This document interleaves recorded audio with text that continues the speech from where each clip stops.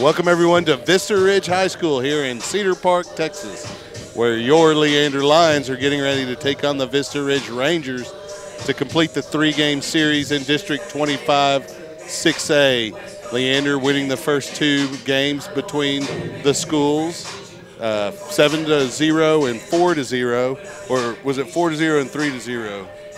4-0 and 3-0. Yeah, I missed that segment. 4-0 and 3-0 for a total of 7-0. Before we get too much into the game, we're going to go on ahead and listen to the interview I had with Leander baseball head coach Matt Grissom, and we'll be back after that interview. It's a good one, so stay tuned.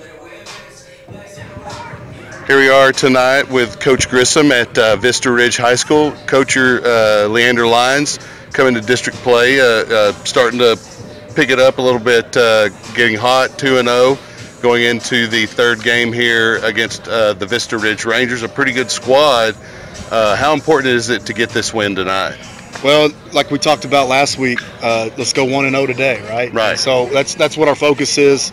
Anything can happen, and our preparation is to go out and play well tonight.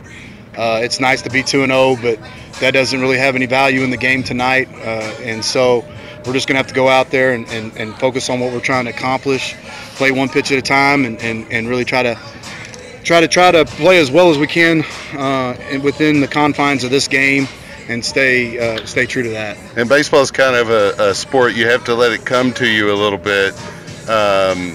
Talk about how important it is to stay focused during the times of success as well as times when you're down. Yeah, that's really true. We talk about having the right approach, not only at the plate but in a holistic sense. In terms of, you can't try to go outside of what's gotten us this success up into this point. So we talked to the guys about that. That what we've accomplished so far wasn't easy. So why would we start thinking it's going to be easy now? And so that's really, really important, in that we're going to have to it's going to take all our efforts, just like it did those first two games, and it's going to continue to require that as we move forward. Well, and Vista Ridge isn't going to make it easy tonight. No, they're not. They're a good team. They're really good. The middle of their order is as good as anybody's we'll play all year, and we're just going to have to make sure that we try. We're just going to have to make sure that we limit their opportunities to the best of our ability. I hope that didn't go through on the recording. I guess we'll find out how good the app is. Crazy train. Now, Coach, going forward tonight, who's going to be pitching for us? We're going to start Mason Montgomery. Yeah, we're going to start Mason. Of course, anytime he gets up on the mound, we feel pretty good about our chances. He's been very, very impressive up to this point. But Mason understands what's at stake. He knows he needs to be in the zone a little bit more, try to keep the pitch count down, try to keep his walks down, and pound that zone. Right. Now, and he's been getting the run support that's necessary. He can hold them down. But another important aspect, and we saw it in support of your number 2 starter as well, and that's the reliever that comes in. It really slams the door. Talk about your relief. Yeah, Noah's been great, hasn't he? You put him in those tight situations like that. He's got the right mentality. He doesn't really care about. Real fiery. He's fiery. He doesn't really care about what the situation you put him in. He wants the ball. He wants the ball. He is not afraid of that baseball, and he wants it in his hand. And he's going to get up there and give you everything that he's got. We don't really miss a beat. He's a little bit different guy, hard breaker, and in and out and up and down. But he's just as competitive and he's just as effective as anybody else we have. Excellent. So the district itself, it's topsy-turvy. I think any team is good enough to beat any team on any given night. For sure. We have a team at the top that may be ranked where it needs to be, maybe a little lofty. But, Westlake, just take them for example. They sweep Vandergrift to open the season, the district season, and then they turn around and drop 2 to a really good Hayes team. Talk about the competition in this district and what it's going to take for Leander to really scrape out the wins necessary to find themselves in the postseason. Yeah, the league is just as competitive as I've ever seen it, in terms of just everybody being able to play really good, sound, fundamental baseball, and you just have to. And I know it's cliche, but you just got to worry about what you're trying to do. You know, we won both our games, but a ball here or there, or a hit here or there could have gone the other way. Even in the first game, hop or anything. you know, Mason had the bases loaded and he got out of it. You know, and had runners at first and second, got out of it. Ryan Gallagher had the bases loaded there. Once something bad could have happened. So it's just things have to go your way. You have to make good things happen for your team as well. But you have to fight and scratch. As far as the district goes, I don't have a complete hold on it in terms of what everybody has just yet. I haven't seen enough. But I will tell you this, I do know, just talking to folks and seeing scores and looking at it just like anybody else can, that it's as competitive as it can be, and you better just be ready to play well every night if you plan on winning. So, man, I don't want to think about it too much. I'm just trying to one at a time, and worry about Vista Ridge tonight for sure. Okay, well, good luck tonight, Coach. Go Lions. Go Lions. Thanks, and Chuck. we'll see you next time. All right, thanks. Welcome back to Vista Ridge High School. That was the interview with Coach Grissom pregame tonight. Apologize for the interruption there of my ringtone, and then the message that was left also had a tone that came a little bit later. Of course, that's Ozzy Osbourne, the rock and roll great, and Crazy Train there on the interruption.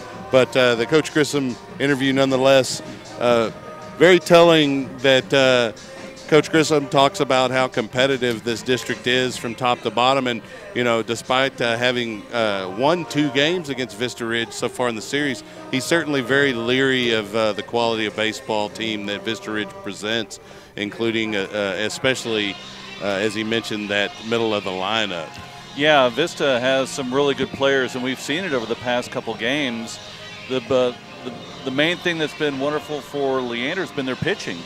Yes. Montgomery did a great job. Gallagher. You know, the first game, Gallagher did a great job the second game, and if you have top-notch pitching, more than likely you're going to win that game. So we should see a great duel tonight between Montgomery and McGrath, both tall players, hard-throwing pitchers. So it should be a pitcher's duel tonight, but we'll probably end up 9-9, but you never know. But it's no, hard to say. I'm looking forward to watching the pitching tonight from both of them. Well, and in addition to that, you know, you mentioned both the starters, both going deep into the game. Montgomery was 5 2/3 inning, and I believe Gallagher was 6 1/3 into their start. But the common thread there was the closer to come in and slam the door on both nights.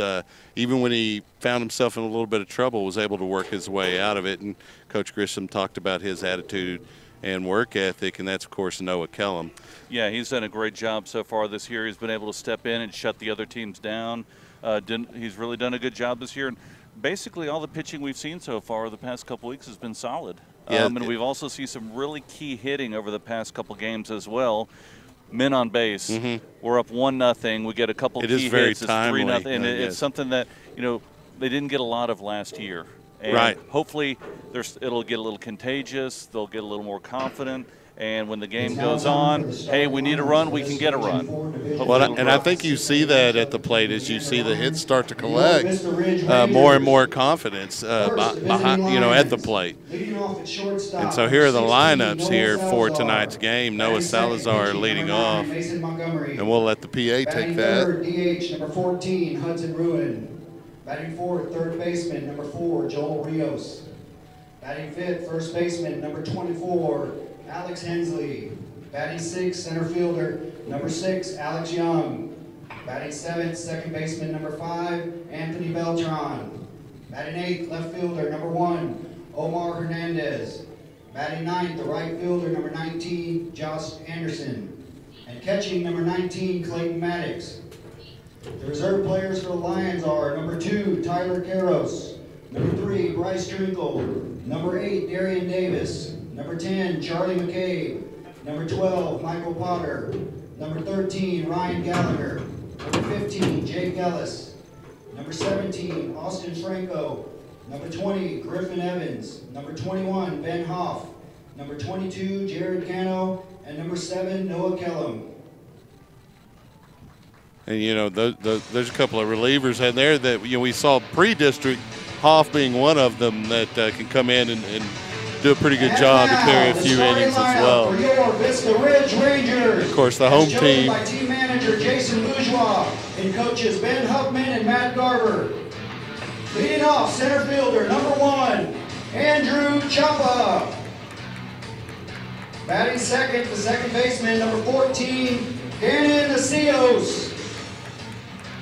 Batting third behind the plate, number 18, Brady Nevitt. Batting fourth, the DH, number 2, Jacob Wilson. Batting fifth, first baseman, number 22, Jake Towdy. Batting Is that the one you used to link up? 5, Caden Walton. On my link, I just Batting typed seventh, left fielder, number 3, Brad Mikan. Batting eighth, shortstop, number 19, Dylan Leach. Batting ninth, right fielder, number 15, Dawson Grosh. And on the mound, number 15, Dathan McGrath. The reserve players are number 4, Nick Cannon. Number 7, Bo Veely. Number 8, Tyler Enquist. Number 9, Nathan Fetchel. Number 10, Luke Ciano. Number 12, Logan Locke. Number 13, Kellen Yonda. Number 16, Christian Gutierrez. Number 17, Ian Benj. And number 24, Kyle Brown.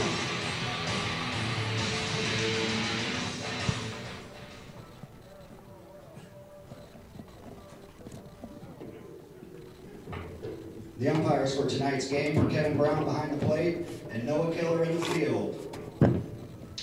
Ladies and gentlemen, at this time, we ask that you all please rise, remove your hats, and direct your attention to the American flag located to the right of the baseball field for the playing of our national anthem.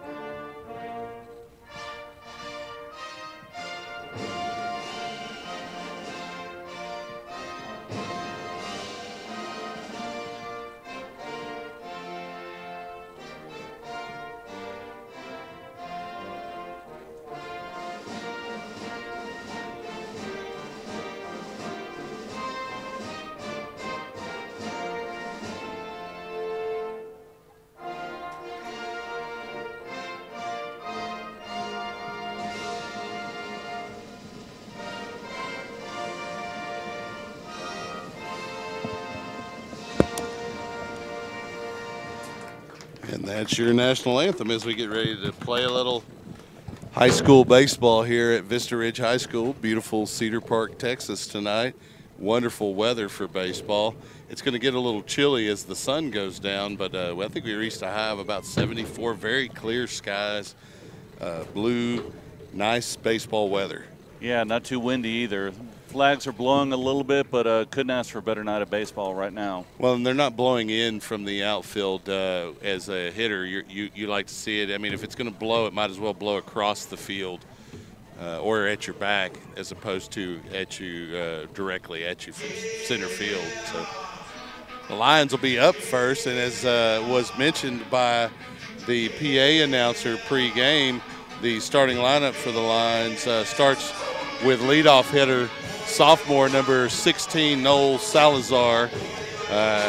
His mom, Karina, claims that she's the reason he's so fast on the base paths, and I'm sure his father, John, may have an argument in that as well.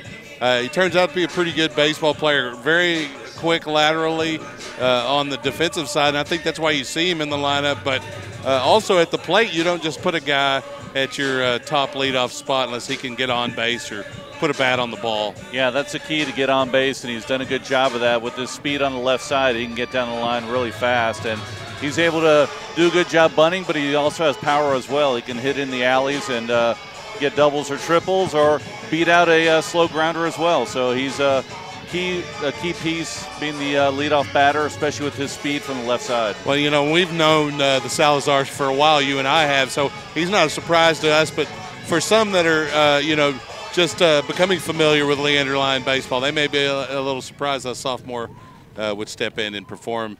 But we know better because he is an athlete and a competitor, and we're going to get him here leading off tonight's ball game as he steps in against McGrath on the left side of the plate.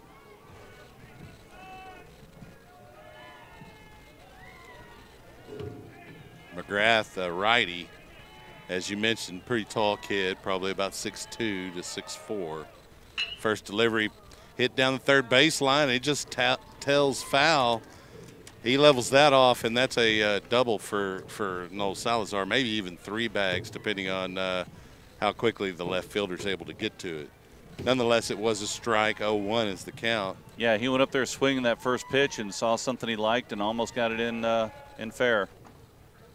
Nice pitch from McGrath there, a little bit high. Salazar swings a little bit, but they're going to say that was in the top of the strike zone. 0-2 is the count now to Noel. McGrath into his windup, delivers. Salazar fouls it back here into the stands on the Leander side. Yeah, McGrath did a good job of placing that ball outside the plate. About 2 inches outside the plate, outside on the left side if you're looking from behind the catcher. And Salazar did a good job of protecting and fouling it off. He almost had to swing at that, not knowing what the umpire is going to call yet this game. Yeah, good job of staying alive there. So the count stays at 0-2. McGrath winds up, delivers to Salazar. That's low for a ball. 1-2 now the count.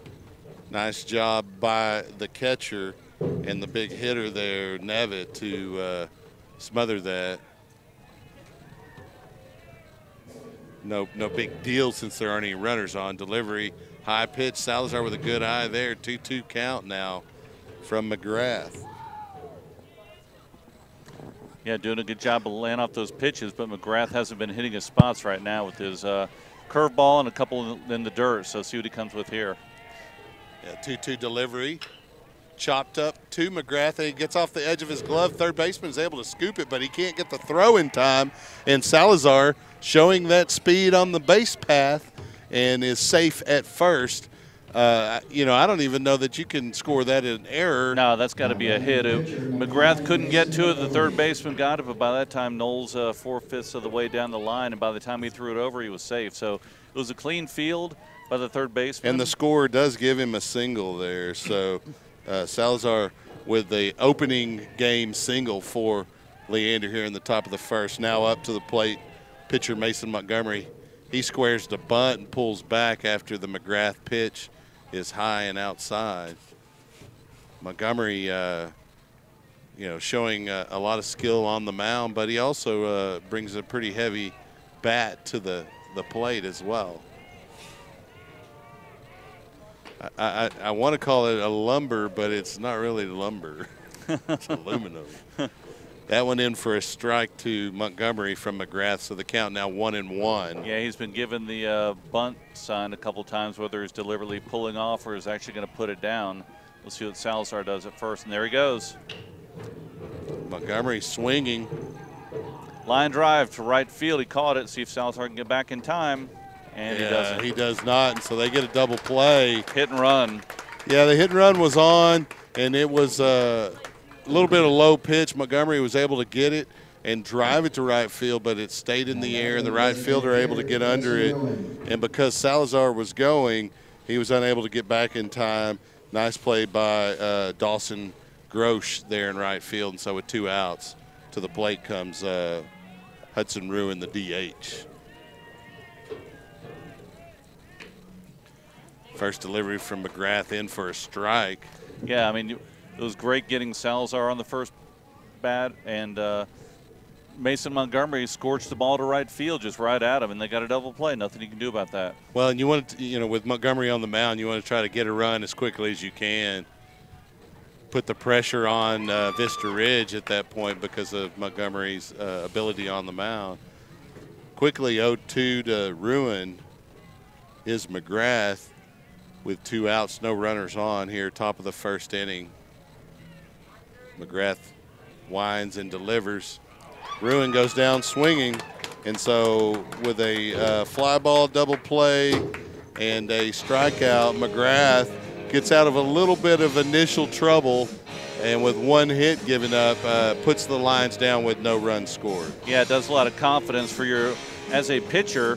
You get on the mound, the first batter gets up and gets on, then another quality hitter, the 2 hitters up, and you get out of that with the double play. Then you get a strikeout. Now your confidence is up high versus down low. If if they get a stolen base and then they get maybe a pass ball, they get a run in, you're a little bit down on yourself and the team. But hey, he's sky high right now. Yeah, and had Montgomery laid off that pitch on the hit and run, it was in the dirt. Salazar would have stolen the base, and then the Lions would have had a runner in scoring position with Montgomery at the plate. But you gamble, as I said. You've got Mason Montgomery on the mound. He's going to pitch pretty well at the very least, if not spectacularly. Yeah. So you want to try to get that early run to put the pressure on your opponent to try to generate some kind of offense. And if the coach is calling a hit and run, the purpose of that is, if with the runner on first base breaking towards second base, one of the infielders should be covering for the throw, which opens up half of the infield. Exactly. So the hit and run, if they're calling the hit and run, the coach wants you to swing. That's the purpose of it. So he did his job. He just hit it too hard right at the guy in right field. He almost drove it. Had it been a little higher and he'd been able to get more of a piece of it, that would have been over the right field fence. Now, coach would have jumped all over, and if you would have let that one go, he calls a strike, and Noel gets thrown out of second base, and they're going to jump all over Mason. So, hey, he got a good stick on the ball. Nothing you can do about that. And that's the gamble you take by trying to get that run early to put the pressure on Vista Ridge. You take a gamble that it doesn't work, but really it doesn't put Leander in any kind of hole, at least at this point.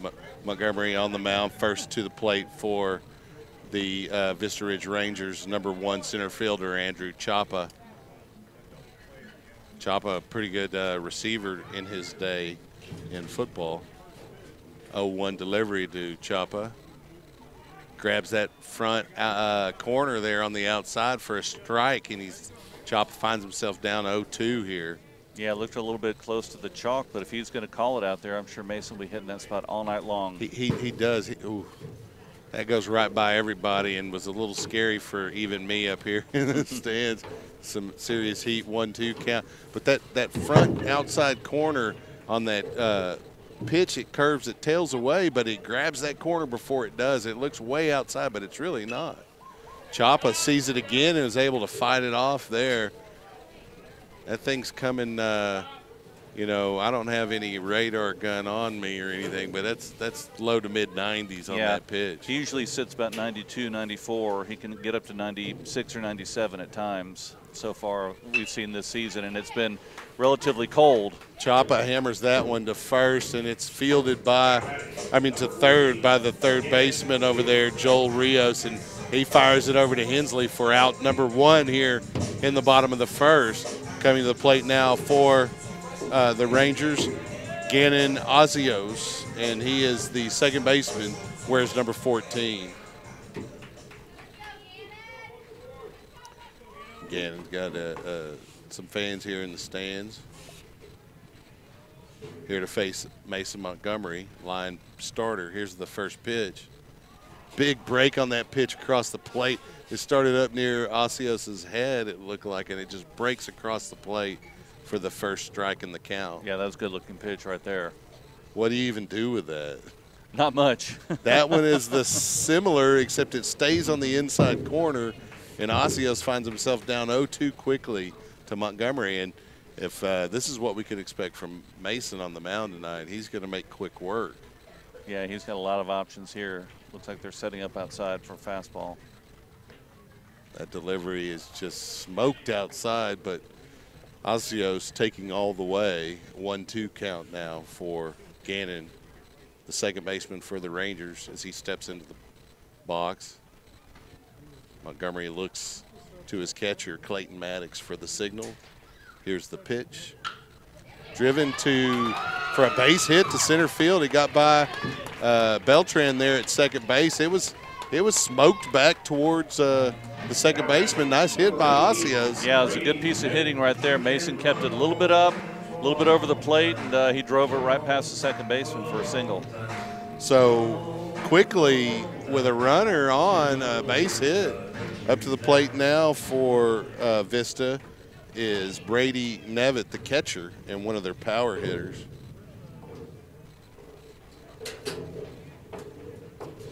Montgomery delivers the first pitch to him, and it's driven high. He wanted that one bad. The outfielder, center fielder there to get it. That was Young. Yeah, Alex Young with the first out, and they'll hold the runner on, or second out, and they'll hold the runner on there. Yeah, good job of coming in on that. From here, it looked like it was extremely high, but it wasn't that very far out in the outfield, and obviously the center fielder should have that play over the second baseman or shortstop running out to try and catch that ball. So he did a good job of coming in and making a good catch. Yeah, and so with 2 outs at the plate for the Rangers, it's going to be the DH, number 2, Jacob Wilson. He's DHing for McGrath. And kind of go over the defense a little bit. Got Hernandez, Young, and Anderson in the outfield. Rios, Salazar, Beltran, and Hensley in the infield. Of course, Montgomery and Maddox pitching and catching. Well, you talk about the pitching, but a lot of the pitching can be attributed to good defense by Leander as well. It's kind of like a hand and glove situation there. You got to have good defense to be a good pitcher, and the Lions certainly have that, infield and outfield. And you got to have the confidence that if you throw a pitch and you can't strike everybody out, although Masons almost did that one game, but you want to be able to throw those pitches where they hit the ball and let the defense make the play for you. You can't think, I'm the only guy out here. Right. You're going to throw balls in the dirt that you hope they swing at, and you want the catcher to block it. You're going to want to throw those balls inside or outside where the catcher sets up to get those ground balls for the double play. So you got to trust your defense, and if you have confidence in them, your pitching's going to be much better. So Wilson down 1-2 here to Montgomery with 2 outs. He's got a runner on first base. That runner is Gannon Asios. Nice pitch there. It stays inside, though, and the count runs full at 2. Or not full, but even at 2. Lots of 2s on that board up there. See if he can blow one by him right here. And little short Texas leaguer. Nice play by the left fielder of Leander. Omar Hernandez to get the final out of the first inning, and we'll take a quick break. You're listening to Chuck Kracy with Rich Hensley and Mark Sickles. We'll be right back. SHN Sports. Hey friends, Rob Pipp here, Director of Operations with SHN Sports. Need a friendly reminder of upcoming broadcasts? We have a simple solution. Join the SHN VIP list today. Stay up to date with upcoming broadcasts, events, and other exclusive content. Visit shnsports.com/VIP. That's shnsports.com/VIP. Welcome back to Leander High School. Or not Leander High School, we're at Vista Ridge High School, where the Leander Lions and Vista Ridge Rangers are going head-to-head in Game 3 of their 3-game series here in District 25 6A. We're scoreless. Both teams got 1 hit in the first inning, and we're getting ready to bring to the plate the number 4 hitter in the Leander lineup, and that's number 4, third baseman Joel Rios. Yeah, this inning we'll have Rios, Hensley, and Young, top 3 batters. Yeah, it's not a bad group of kids coming up. And, you know, you talk about Leander pitching, you talk about Leander defense, but, you know, the bats, they're not too bad either. And they come up with timely hits when they need it. And that's why they're timely, I suppose. I guess that's a little redundant. Timely when they need it. Yep. No, definitely they need to get some base runners on, or, you know, like we talked earlier, if both pitchers are on throwing smoke and hitting their spots, it may be a really low-scoring game. So if you can get a runner too early, it's going to go a long way. That's where, you know, scratching one across that small ball can really pay off if you're able to capitalize on any errors or mistakes made by the opposing pitcher or their defense. So McGrath back on the mound here, top of the second inning. Here's his first pitch to Rios. It's chopped down to the third baseman. He's able to field it, and he fires it over to first, and Towdy is able to scoop it. And so with a 5-3, Leander's first hitter goes down on one pitch. That's Joel Rios. And so Walton with the play in the field throws it over to Towdy, and coming to the plate now for Leander, first baseman Alex Hensley. Yeah, last game Alex had a timely double late in the game to drive in a run. So we'll see if he can get on base here, see if he can put some wood on the ball. Or aluminum. Aluminum. Or whatever composite metal it is, actually. It's probably not even aluminum anymore. Who knows? Some Dow chemical composite, I'm sure. Delivery there on the 1-0 count was on the outside corner. Hensley taking all the way, so it's a 1-1 count with one out. Nobody on. McGrath, deliberate in his windup. Fires home, grabs the outside corner for a strike again. And so Hensley finds himself down 1-2 in the count. He's got to protect here. Right-handed pitcher, right-handed batter. See if he tries to throw something outside. A little bit high. McGrath came high across the plate, and Hensley still able to lay off, although I think he wanted to drive that pitch if he could get it. Yeah, it looked like the catcher was setting up on the outside part of the plate, but the pitch sailed a little bit high. Hensley drives that one high and shallow center, and the center fielder Chapa comes up and makes the play for the second out here in the second inning. And so coming to the plate now for Leander will be the center fielder Alex Young, who made a pretty good catch himself out there in center field. Yeah, obviously he's okay because last game he got drilled in the head with the fastball and basically almost knocked the helmet off. So we were wondering if he was going to be okay. Obviously he made a catch later on that game, and he's in playing now, so things are just fine. Tough player. Definitely. First delivery from McGrath to Young is on the outside corner for a strike. The Lions wearing their Texas Rangers home-looking uniforms, the gray jerseys, gray pants, blue lids. So now that's 2 strikes for the hitter. And we'll see what Young can come up with here, down 0-2 to the starter McGrath. McGrath is, as you said, he gained a little bit of confidence in that situation in the first inning. Young bounces it to third, and he's able to beat it out. Nice effort by Young. Walton had made a decent play, but it was such a dribbler. They're going to give him a hit on that one because as hard as he threw it, he just couldn't get there in time. Yeah, it was a slow one to the left side. Third baseman came up pretty clean, threw it across low in the dirt. I don't even know if he would have gotten him if it would have been a throw to the glove. I don't think so. I think that's why it was low, because he had to hurry the throw so much. Beltran up to the plate now here with a runner on and 2 outs. And we have a steal attempt by Young, and he's in safe. Nice throw by Nevitt, but it's to the right of the shortstop, and so Young easily slides in safe with a stolen base.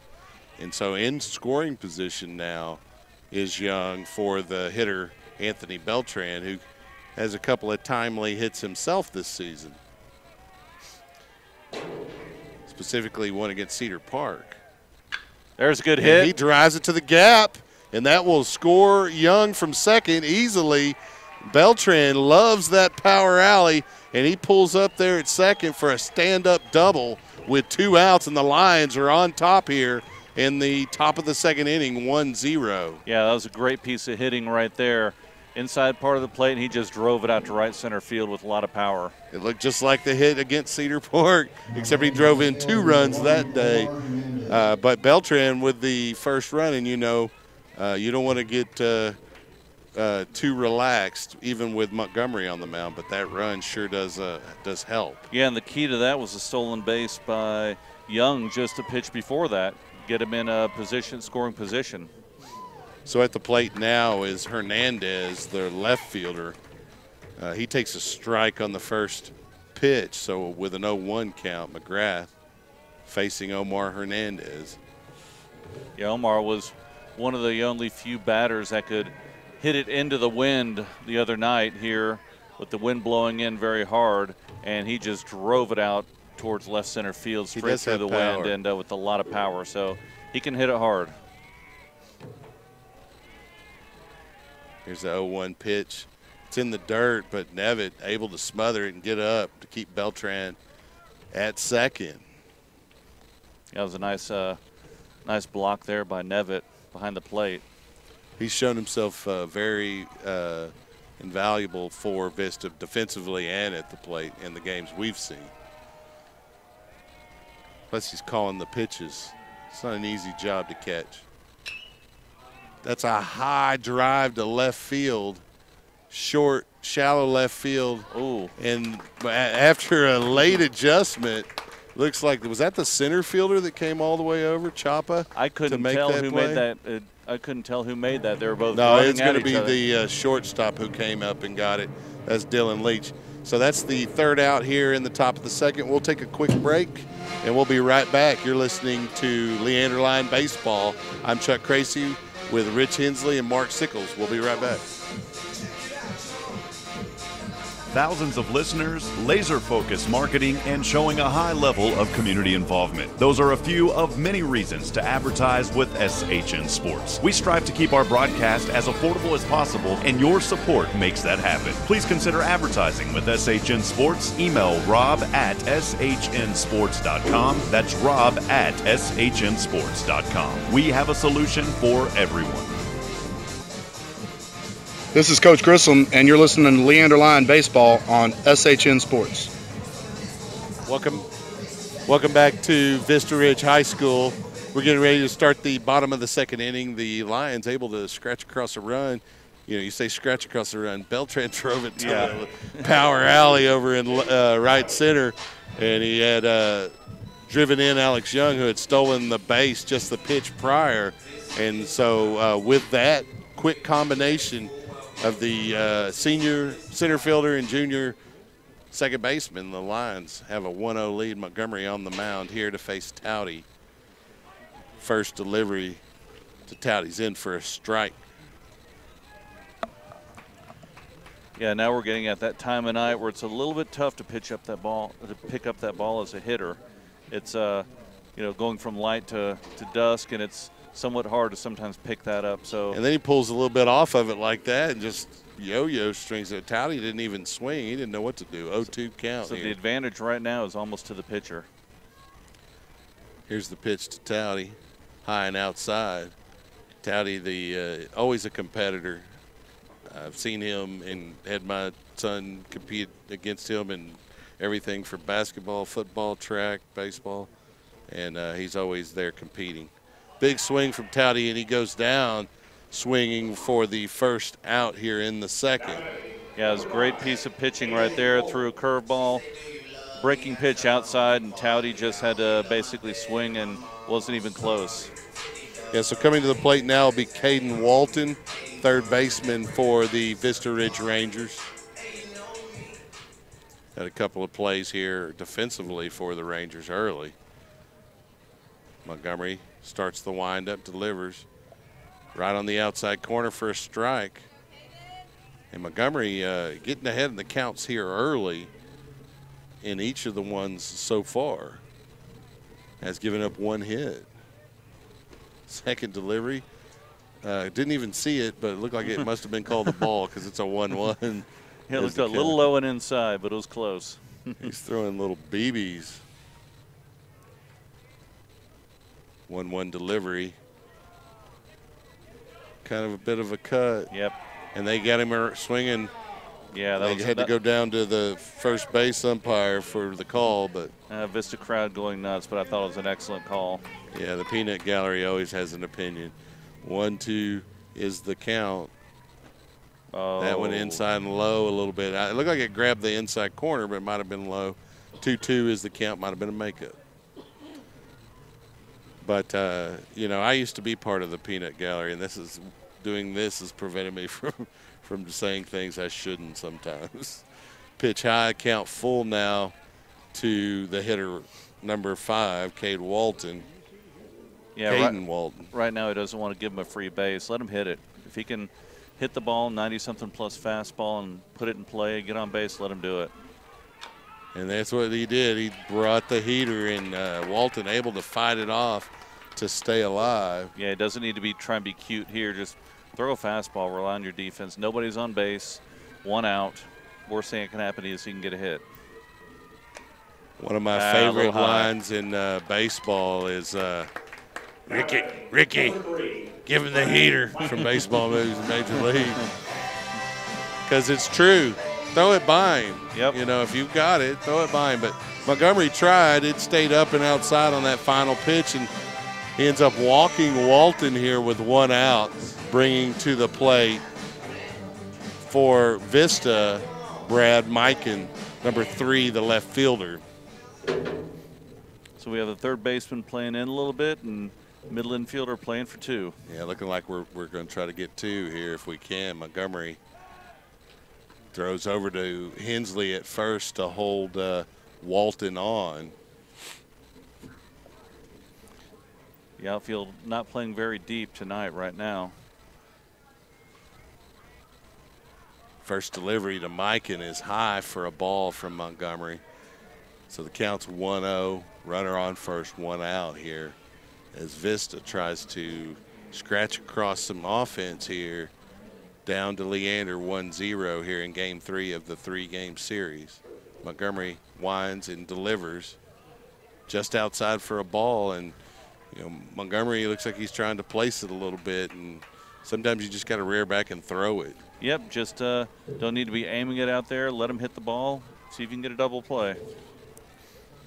Pitch to contact. So Mikan with a hitter's count here, 2-0 delivery from Montgomery. He fires it over to first to hold Walton close to that bag. Montgomery on the mound. Gets his signal from Clayton Maddox. Delivers home. Another high pitch. Yeah, he's like leaving them up. These past 2 batters, he's been leaving those fastballs up. Is that a follow-through issue, do you think? It can be. It could be a follow-through issue, release point, depending on if he's staying closed or coming open. 3-0 pitch is on the outside corner for a strike. He found it on that one. Yeah, it looked like he stayed a little closed with his front shoulder, because if you open up, then your arm kind of trails a little bit, and you don't get as much of a downward throw from the top to bottom. It's like a follow-through kind of thing. Yep. There you go. There's a strike 2 there. On, it was a delay on the call, but even the hitter knew not to try to jog down for it. He's like, yeah, that's a strike. So if he Full can just count here. keep the same rhythm right here and just do this all night long. That one fouled off by Mike, and I didn't see where it went. I hope it doesn't fall on my head. Yeah, I mean, it seems like he's slowed down his windup a little bit, not in such a rush, and working on his mechanics right now. See if he can get another strike here. That's where it's really important, no matter how good you are, no matter how advanced you've become at your craft, especially things like pitching, you really have to focus on the process all the time, especially when you're tired. Payoff pitch to Mikan is on the outside for a ball. And so with 1 out, the Lions find themselves with 2 runners on for the Vista Ridge Rangers in the form of Mikan at first, and over at second is Walton. And Coach Grissom's going to take a moment to go out and talk to his senior left-hander. He's not real worried about Mason, but, as we said, he sees something maybe that's going on with Mason and causing him to put the pitch outside or a little bit high. We've said it time and again, sometimes you just got to rear back and throw. When you're bringing that kind of heat, you want them to hit it. You got good defenders behind you.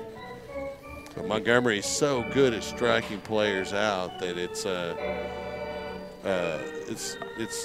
impressive to watch at times, because he'll get real close to facing the minimum batters and get real close to having that same number of strikeouts as well. So.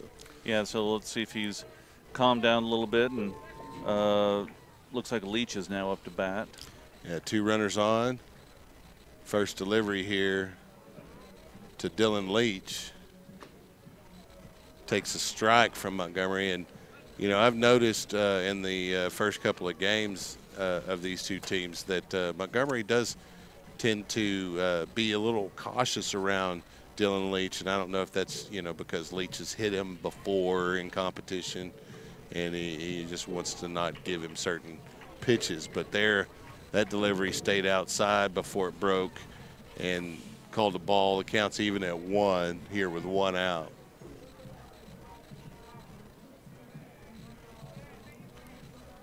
Here's the pitch outside for a ball. Montgomery, nice placement, but Leach not going to chase it. He's going to make him throw a strike. Yeah, umpire's not giving him those on the outside part of the plate if you're a right-handed batter. So Montgomery with a 2-1 delivery turns instead to second to get Walton back. He seems to be giving a little more room on the inside part of the plate to a right-handed batter, but outside he's not calling anything off the plate right now. As long as he's consistent. Yep. 2-1 delivery. That one did break across the plate. Looks like they're going to say it was low. Counts now 3-1. So Montgomery, you know, kind of finds himself in a little bit of a spot here. He wants to get this runner out at the plate if he can. He doesn't. He puts him on. And so with 3 walks, Mason Montgomery has the bases loaded here with 1 out, and Clayton Maddox is going to go talk to the starter. Yeah, he's not missing by much, but no, he's just got to find that spot. He's just not hitting the black on the plate. So up now, the 9-hitter in the lineup for Vista Ridge, the right fielder Dawson Grosh.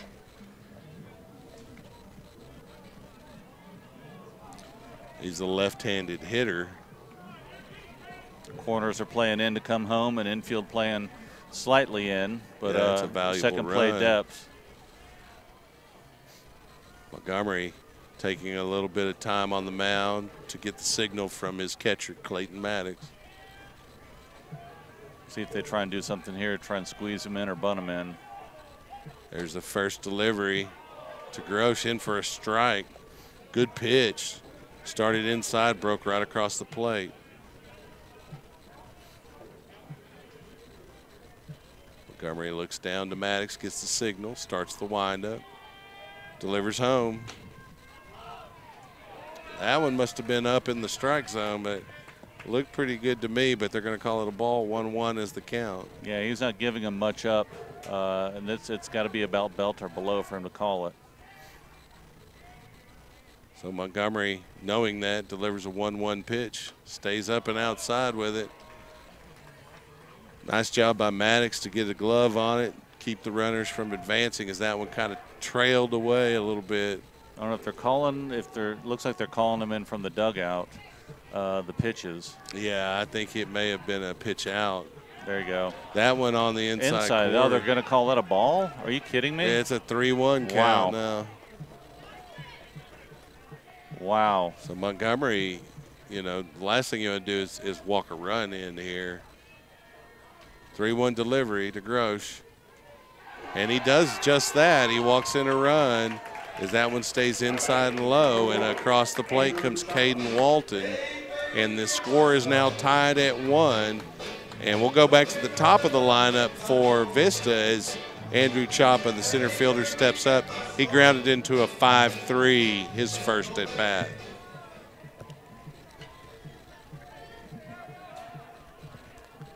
Well, some of those pitches seemed a little. I don't know about the call, but I mean, obviously the umpire is right there, but he's not giving a lot of leeway to Montgomery on his pitches right here. A lot of those looks like strikes to me. Yeah, that's tough to call those balls, but it is what it is. You got to find that zone that he's holding you to. First delivery, Chapa fouled back, straight back. Hopefully it doesn't hit some unsuspecting fan in the noggin there. Yeah, he's thrown a lot of pitches this inning with the 4 walks and the strikeout. 0-1 delivery. In for a strike there, and Chapa down 0-2 quickly to Montgomery. And one way to get yourself out of a jam is start throwing strikeouts. And yeah, so, that'd be key right here. Get that second out here by himself. There it is. Oh, you got to be kidding me. That one, I guess they're going to say it stayed up as it crossed the plate. 1-2's the count. Yeah, I don't see how you don't call that a strike. He's been calling that same one all day long. Well, that goes to the consistency. You know, you're okay with the strike zone as long as they're consistent. And that one a little bit inconsistent. That one gets away, and the Rangers able to take the lead on the pass ball as coming across is Grosh, number 3, or actually Mikan rather, number 3. And so the base runners on second and third with 1 out. Now 2-2 the count to Chapa, an empty bag at first. Scores 2-1 now. That one fouled off by Chapa to even the count at 2. You know, the Lions are going to have to find that run back now. You know, we talked about getting a run with Montgomery on the mound. It helps put the pressure on the other team. Now, Lions will find themselves under that same pressure, down a run against McGrath. And Chapa drives that one high to right field, and there to make the play, the right fielder, and that is Josh Anderson, and he's able to get it in and prevent the sacrifice fly. Yeah, hit out to right field, but it wasn't deep enough for the runner on third, which is Leach to tag up. Too high and not deep enough, and so the sac fly attempt does not work. Osios with 2 outs comes to the plate now, and 2 runners on to face Montgomery. And Montgomery, with a quick strikeout or ground out here, can get out of this jam mostly unscathed. It's chopped straight back to the middle. Salazar there, fields it and makes a throw, and the Lions are out of the inning there. But not before the Vista Ridge Rangers take a 2-1 lead on 3 walks by Mason Montgomery. Actually 4 walks, including one of the runs, and then a pass ball. And so really Mason doing the damage to himself there in that inning, and hopefully Lion offense can pick him up. We'll take a quick break. You're listening to Chuck Kracy, Rich Hensley, and Mark Sickles on Leander Lions Baseball here, SHN Sports. We'll be right back. Hey friends, Rob Hipp here, Director of Operations with SHN Sports. Need a friendly reminder of upcoming broadcasts? We have a simple solution. Join the SHN VIP list today. Stay up to date with upcoming broadcasts, events, and other exclusive content. Visit shnsports.com/VIP. That's shnsports.com/VIP. Welcome back to Vista Ridge High School.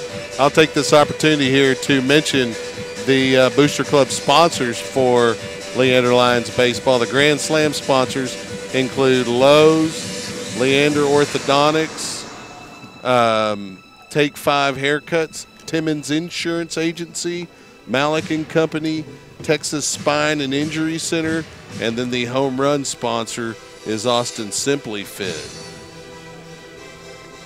So thank you, sponsors, and if you can do business with those businesses, then I recommend you do, because they do support Lion baseball. And of course, everyone can find some product or service there on that list of businesses to help support Lion baseball. And so, starting the 3rd inning, down a run, coming to the plate, the number 9 hitter in the lineup, right fielder Josh Anderson. Right fielder number 19, Josh Anderson. So Anderson, having made an out there in the last half inning, steps to the plate on the right side of the plate. McGrath delivers inside for a ball. So 1-0 the count now for Anderson. Top of the 3rd inning. McGrath delivers.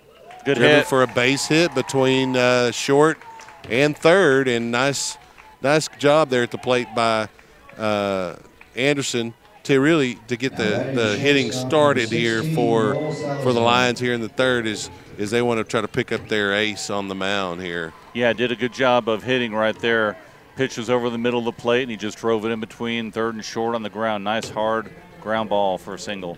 So Salazar steps in on the left side, left-handed hitter side of the plate, ready to swing, turns, and he bunts, and it is fair, and they're able to get the lead runner, but Salazar fast enough to beat out the double play throw attempt, and he just got under that pitch on the bunt attempt and went up. He's lucky he didn't get caught.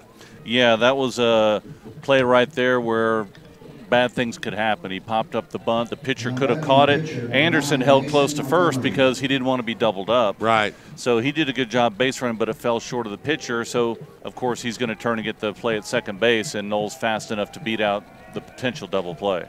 So Montgomery to the plate now with Salazar on first. First delivery from McGrath. Throws an off-speed pitch high for a ball. He wanted to see if he could get Mason sitting on a fastball. Montgomery steps out of the box, adjusts his glove, steps back in. Mason also batting from the left-handed side of the plate all the time. See if they put Salazar in motion here like they did last time. 1-0 delivery. Stays up in the strike zone, and it's 2-0 now to Montgomery. Montgomery being very patient. Yeah, good pitch to steal on here. If he throws a strike, that's okay. And McGrath thinks the same thing and turns and throws to first to let Salazar know, I'm thinking about you over there. Because if he takes off, if you lose your concentration, then it's ball 3. Right. 3-0. Runner at second base. There's a good shot. Montgomery drives it to deep left. Over and his it's going head. to get over the left fielder's head, just shy of the fence, and that will score Salazar from first. He rounds third and easily comes across to tie the game for Leander. Great job by Mason Montgomery there, just driving that ball deep opposite field to left center field, being a left-handed hitter, and Salazar was running all the way. By the time the shortstop got the ball, Knowles already crossing the plate, and that's a great, pick yourself up out there because of the inning before when he had 4 walks and a wild pitch, and then he gets up here and drives in a double and say, okay, let's tie up the score. Right, and that's just it. Sometimes you do have to pick yourself up. You make a mistake, and then you go and pick yourself up in another way, pick the team up in another way. So we got a pinch runner there at second. That's Charlie McCabe in to pinch run for Montgomery. And then, of course, at the plate, we have the number 3 hitter in the lineup, and that's Hudson Ruin. Takes a strike there on the first delivery from McGrath. Ruin in his first at bat, what do you got him? He struck out swinging, right? Struck out swinging. So 0-1 count to Hud. McGrath starts the windup. Popped up. Good infield fly kind of rule, but nice job by Ruin to beat it out. Good hustle, and then because of the errant throw, Charlie McCabe advances over to third base, and so with 1 out on the error, the Lions are going to have runners on the corners. Looks like the scoreboard operator scored that a hit, but I don't know. It was the shortest lowest Texas leaguer I think I've ever seen. Yeah, went over the pitcher short of just barely got over his head. So it landed. No one put a glove on it. The pitcher didn't make an error because it was over his head. The shortstop came up, tried to get it and throw it across and threw it past, but Ruin was already there. So technically it's a hit. Wasn't a pretty hit, but we'll take it. Yeah, it was kind of a tweener. But usually it's between the infield and the outfield that you get that, not between the pitcher and the infielder. So interesting. The Lions have runners on the corners now with just 1 out coming to the plate for Leander, number 4, and that's the third baseman, Joel Rios. He's got good hand-eye coordination. We talked to Coach Grissom about Joel pre-district, his defensive prowess, and that assists you at the plate as well. Being able to throw those fists across the strike zone right where your eyes are is very important. So McGrath finds himself in a little bit of a pickle here. Score tied, runners on the quarters for Leander. Here's the delivery.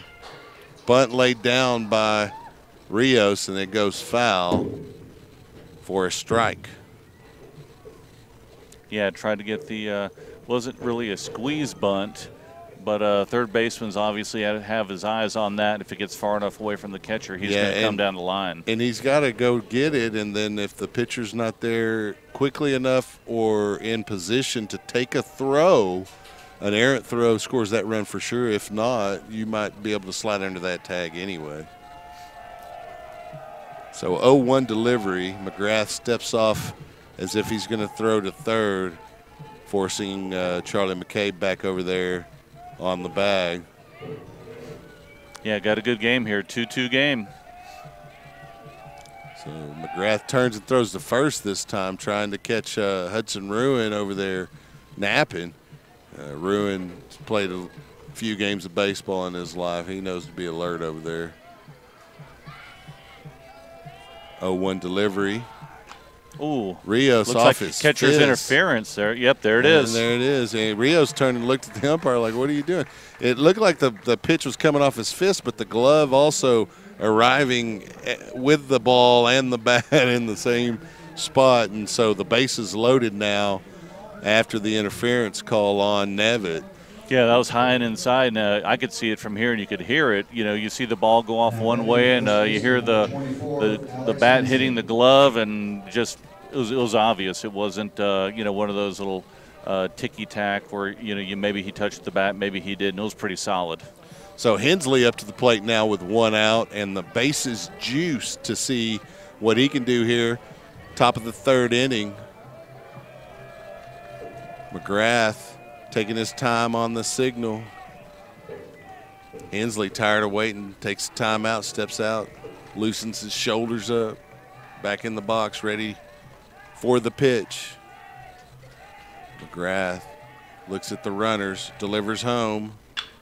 Chopped over the third baseman's head for a base hit. Hensley gets one across, and the Lions hold the runners. Oh. No, they send them because of the throw. There's going to be a play at the plate. Slide in. Safe is Ruin.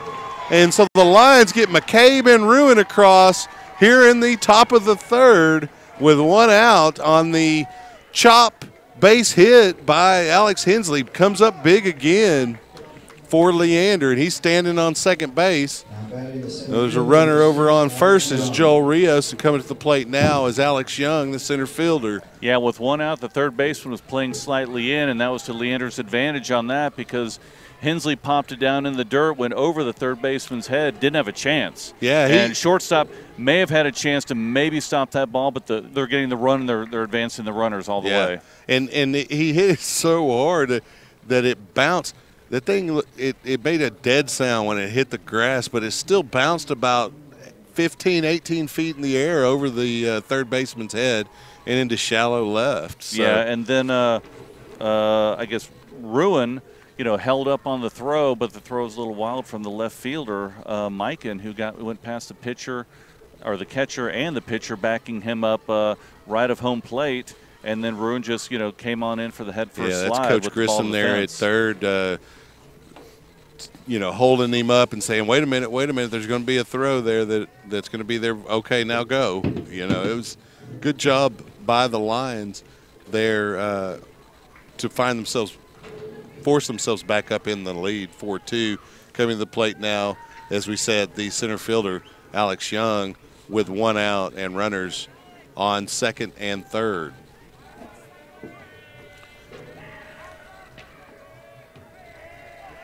McGrath has given up 7 hits here tonight to go along with the 4 Lion runs. First pitch to Young, driven high and foul up near between here and the softball field where the Lady Rangers are taking on the Hayes Lady Rebels. All kinds of high school sports action in the Leander Cedar Park area. If you're a high school sports fan, you got no excuse. There's plenty to do every night of the week. McGrath, 0-1 delivery outside to Young, so it's a 1-1 count now.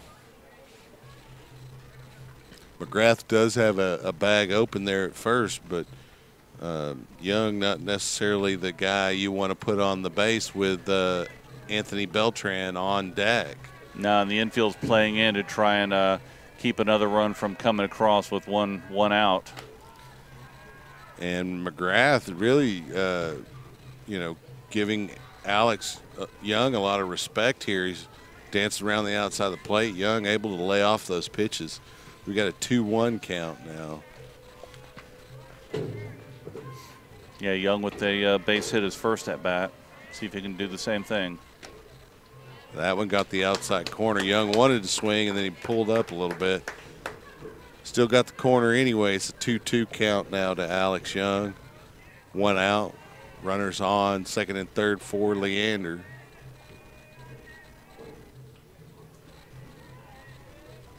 McGrath gets his signal from Nevitt, and Young, tired of waiting, takes the time himself, steps out. He's back in the box. McGrath delivers. Young drives it straight back. Got to level that off a little bit. 2-2's the count now. Yeah, we talked early on in this game about maybe being a pitcher's duel and low scoring, but both pitchers, like we talked about, it may be a 9-9 game, and then here we are, it's 4-2, and both pitchers have had really long innings. Montgomery the last inning, McGrath this inning, lots of runners, lots of pitches. Well, I guarantee you Vista Ridge is not keen on dropping 3 in a series to Leander in anything, whether it be tiddlywinks or tic-tac-toe or thumb wrestling. You want to beat Vista Ridge if you're Leander, and if you're Vista Ridge, you want to beat Leander. It's just the way it is. Full count delivery here. Young goes down swinging for the second out here. Nice pitch there by McGrath. Young worked the count full, but was unable to drive it on that last pitch. So yeah, tough pitch to hit. It was a fastball, low and outside part of the plate. Really tough to hit, and good looking pitch. Beltran in now. Of course, he's got a double, drove in a run to open the scoring tonight, I believe. Another opportunity for him here. He jumps on those first pitches, so took that one in for a strike. He's, not afraid to swing and jump on a first pitch. Of course, sometimes you get called off by your hitting coach, and so looks like he was taken there. 0-1 is the count now. McGrath takes the signal from Nevitt, starts his windup, delivers home.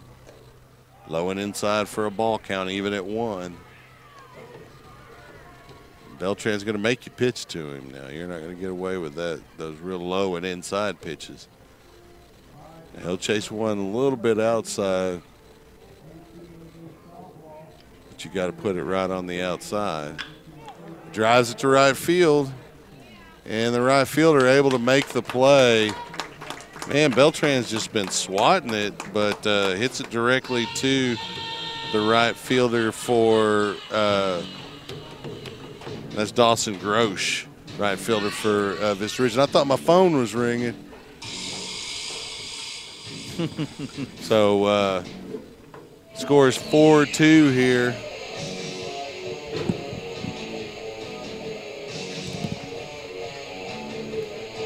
So we'll take a moment here and mention the sponsors of Leander Lions Baseball. I mentioned them earlier, but we'll go ahead and mention them again. We have the Grand Slam sponsors. They include Lowe's. Everybody knows Lowe's. I mean, that's where you get all of your home improvement supplies. And, of course, there's other stores, but Lowe's is the sponsor of Leander Lions Baseball. So you want to keep Lowe's on that list. And we also have Leander Orthodontics, Take 5 Haircuts, Timmons Insurance Agency, along with Malik and Company, and Texas Spine and Injury Center, and the home run sponsor, Austin Simply Fit. Don't forget to visit the Leander Lion website. That's leanderbaseball.com. You get a lot of vital information there. It's not maintained by the school district, but maintained by Leander High School Baseball Booster Club. So therefore, it's not affiliated with Leander High School or LISD, and the content is not maintained by either of those organizations. You can contact the Booster Club at lhsbaseball@ymail.com. Number 18, Brady Nevitt. So as we open the bottom of the third inning, Brady Nevitt the catcher steps to the plate for Vista Ridge to face Mason Montgomery. First delivery to Nevitt. Outside for a ball. Is a little bit high as well, and counts now 1-0 to Nevitt. Nevitt, one of the bigger kids, you know, catchers usually big kids, not always, but Nevitt showing quite a bit of pop at the plate for the Rangers. That one driven up. Not sure where. Hope it doesn't bounce off my head. I always worry about that when I don't see which direction it goes. It's a 1-1 count here now with no outs. Montgomery delivers to Nevitt. Another ball outside. Yeah, that one stayed outside. It's like he wanted him to chase it.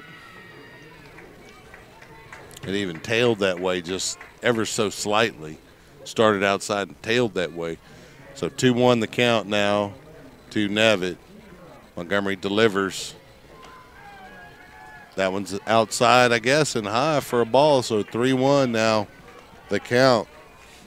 Yeah, we don't want another repeat of last inning, 4 walks, and I'm sure Montgomery doesn't want to do the same. Maybe take a little bit off and let him hit it and play some defense. But there we go, ball 4. Yeah, Montgomery puts the first runner on. That's Brady Nevitt, the catcher. So coming to the plate for the Rangers will be Jacob Wilson. He's the DH for the starter, Dathan McGrath. And so I believe Wilson, he got an out his first at bat. Yeah, fly out to left field. Yeah, and so he's back up the plate trying to see if he can get himself a hit. Try to put the Rangers back in this game. It's 4-2 now. Leander on top of Vista Ridge here. This is the third of a 3-game series. The Lions taking the first 2 from the Rangers by the score of 4-0 and 3-0 respectively. First delivery here gets a strike to Wilson. Nice breaking pitch, started high and inside, broke across the plate. 0-1 now the count to Jacob Wilson. Montgomery looks over to first, delivers to first to keep looks like we got a pinch runner in over there. That's Logan Lockey. 0-1 delivery home. Inside corner for a strike. So we got an 0-2 count now to the second hitter here in the inning for the Rangers. That's Jacob Wilson. You know, Montgomery walks the first hitter, and it looks like he might be able to get this second one here. Let's see what he throws here. 0-2 with a runner over on first base. There's the pitch. There it is. Nice breaking pitch. Gets him looking. Yeah, he came back with a lot of off-speed curveballs to that batter and got him watching that third strike. Yeah, it's tough when you're expecting all that speed from the last time you were up to the plate, and then you get all that off-speed stuff, which is not that slow. It's just slow relative to the low to mid-90 mile-an-hour fastballs you see on a regular basis. So Towdy at the plate now for Vista Ridge. Yeah, he struck out last time. Up at the plate. So he steps in. Montgomery already trying to keep the runner close to first, delivers home there with the first pitch to Towdy, and it's low and outside for a ball. Again, a beautiful night for baseball here in Cedar Park. Yeah, virtually no breeze right now. Flags are not even, moving a little bit, but not much. Just faint breeze. That pitch outside, and Montgomery, certain hitters you can see he's a little cautious around, and it's probably due to experience. These kids have been playing against one another in baseball for, their whole baseball careers at this point, if they lived in this area. Fires a strike in for the first strike of the at-bat. 2-1 is the count now to Towdy. Montgomery winds up, delivers. Towdy fights it off. It's a 2-2 count now as that one went foul. Almost looked like it was a protective swing. Yeah, a little check swing to try and, keep trying to protect himself and just fouled it off a little bit. I mean, it wasn't a bad pitch. No, Towdy just kind of started to swing and then stopped and then just fouled it back to the screen. So 2-2 delivery to Towdy. Oh. And they plunk him. Montgomery, that's not going to feel good. Towdy, a tough kid, though. He'd shake it right off and walk to first. And so coming to the plate now will be Caden Walton.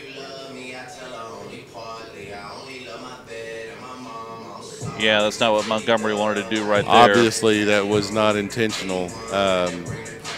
Now he puts 2 runners on the base paths, and the lead run, potential lead run at the plate in the form of Caden Walton. What did Walton do his first at bat? He started the string of walks last inning. Oh, he was the walk, okay. So he did score a run then. First delivery to Walton, in for a strike. Nice breaking pitch. That's got to be tough on a right-handed hitter. Oh, See definitely. it outside like that and come across at you. Yeah, expecting a low 90-plus mile-an-hour fastball, and he was bringing that breaking pitch from outside in to the outside corner. Second delivery in the dirt. Nice job by Maddox to keep it in front of him. And you see why Maddox is out there. He's a very defensive-oriented catcher and does a great job behind the plate of calling the game when he's able to. And, of course, a lot of those pitch calls are coming from the dugout. But, again, Maddox and Montgomery sometimes have to make those calls themselves. Yeah, did a great job getting low on that pitch in the dirt, keeping it out in front of them, and keeping the runners from advancing to the next base. Have a force out here at third, second, or first, and that's obviously what Montgomery wants to do, whether a strikeout or a pop-up or an easy ground out, see if they can turn 2. Yeah, Lions would like a double play here. 1-1 delivery from Montgomery. Big cut, but he missed it. Walton swinging for the fence there. 1-2 is the count. He just couldn't catch up to it. No. Brought a lot of heat on that one. Yeah. There was the first breeze I felt in a while was on that swing there. So we got a 1-2 delivery here from Montgomery, and it's low for a ball. So the count even now at 2 with 1 out, runners on first and second to the third baseman for the Rangers, Cade Walton. Let's see if the pitch is to have Walton. I keep forgetting the end have there. Montgomery go right at him here, see what he does. Here's the pitch. Outside, count full now. He's got 1 bag, but you don't really want to put anybody on here. Mikan coming up next. No. And both, these guys have shown patience at the plate as they walked in the last at bat. Payoff pitch from Montgomery. Fouled off by Caden Walton to stay alive. Yeah, it took a little bit off that pitch and got over the plate the one right before that. I think he tried to just blow it right by him, and a little bit high on that, but we'll see what he does here. Nice pitch placement by Mason. Montgomery here with a payoff pitch to Walton. And they put him on as he tried to get him to chase it outside.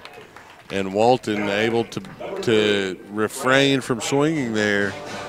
So with 1 out, bases loaded, we have Brad Mikan coming up to the plate. He's the left fielder for the Rangers. Yeah, he was the second walk of the inning last inning. Yeah, you got nowhere to put him at this point. One of the 2 runs the Lions have given up was a walk, RBI. So Montgomery starts this at bat to Mikan with a strike. Good breaking pitch. Yeah, nice pitch. Let him see something different. So we got an 0-1 delivery here from Montgomery. Brings the heat and gets him swinging there. So 0-2 is the count now with 1 out. Going after Mikan here a little bit. Started with a breaking pitch. Now he brought the heater. Let's see what he comes with an 0-2 pitch. Mikan going after that one inside. Montgomery, you expect him to stay outside. He came right inside. Fouled off by Mikan. The count remains 0-2.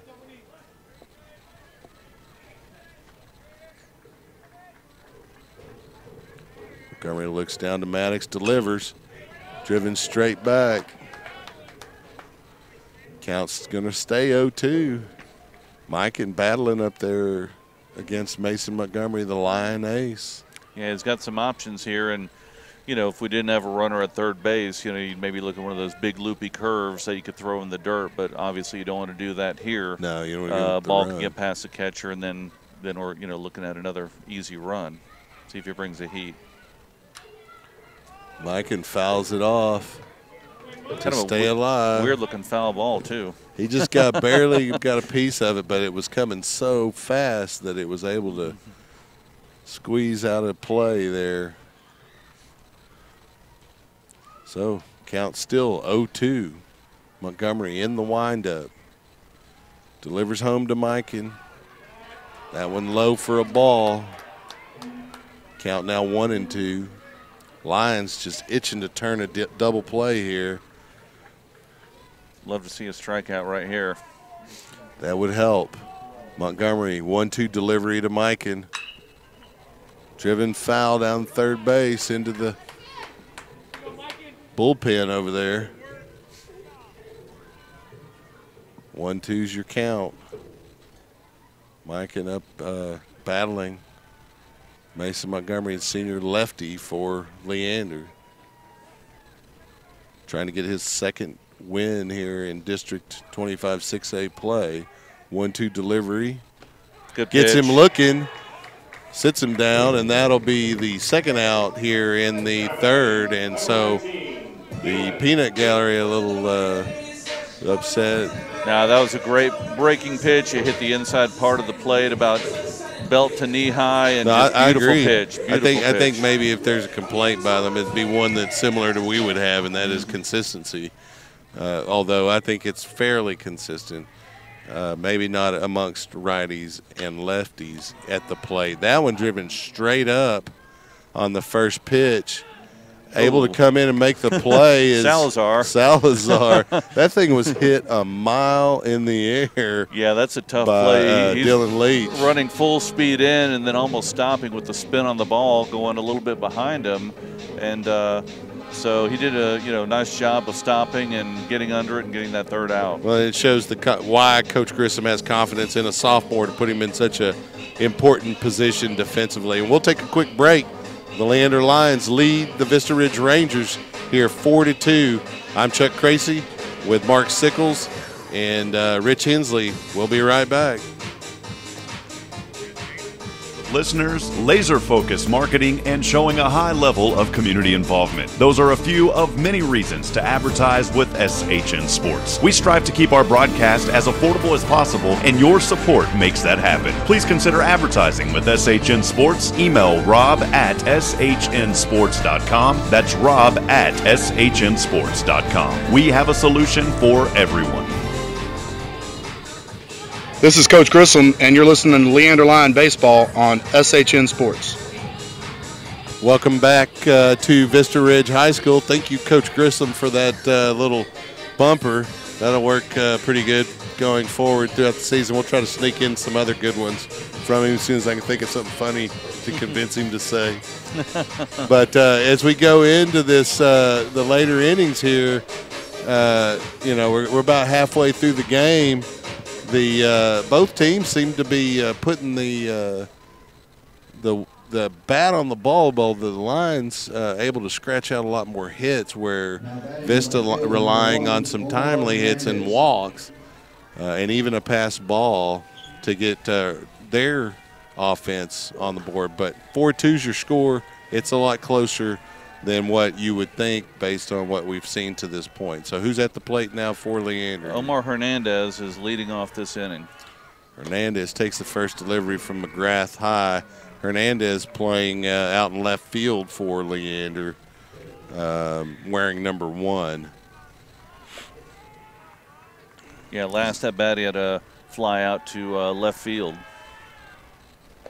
I don't know if they allow him to pick numbers or they're assigned or whatever, but when I played, if you were the first kid there to get a jersey, that was your number 1.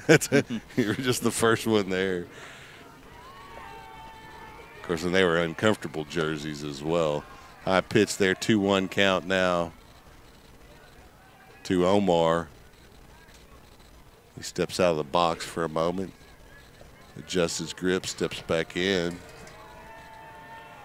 Delivery, chop to the shortstop. Hernandez hustling down the line, fired over for the 6-3 from Walton to who's over there on first? That's Towdy. Leach to Towdy. Leach to Towdy. Yeah, Walton's at third. Okay. Yeah. No, it was a hard hit ball. He really didn't have to charge. He got it. Came up. Nice strong throw across. That's one of those plays though that it looks easy, but it's really not. That thing's coming pretty fast. Yeah, and Omar has a lot of speed as well, so he's moving down the baseline. So clean field, but yeah, you got to get rid of it and get it across quick. I mean, you could call it routine, but you cannot call that easy. That pitch driven high into the air, fielded by the third baseman, and that is Caden Walton. So he didn't get credit for the first put out, but he got that one, so he got mentioned twice. So 2 outs now for McGrath as he's making quick work of Leander here in the top of the 4th. Salazar at the plate again for his 3rd at-bat this evening. He has 2 hits, correct? Actually had a single the first time, and then that bunt to the pitcher. Remember where they threw it back across the pop-up bunt? So that's a ground out. Yeah, there so he grounded one to the short there, and he was able to fire it over there. Again, that's Dylan Leach with the handiwork defensively for Vista Ridge to close out Leander in the top of the 4th. And so Montgomery will be back on the mound for Leander when we come back. Well, we'll just stay here. I'll mention the sponsors here while I got a moment. It's Lowe's, Leander Orthodontics. You can reach them at 512-260-5300 or Take 5 Haircuts, 512-506-9055. Also, a Grand Slam sponsor, Timmons Insurance Agency at 512-402-0595. I can personally attest to quality service there through Timmons, as that's our broker for our auto insurance, maybe even our home insurance. I'd have to ask the home manager over there. Hope you're at home listening, dear. Malik & Company is a Grand Slam sponsor, as well as Texas Spine and Injury Center. And then the home run sponsor is Austin Simply Fit.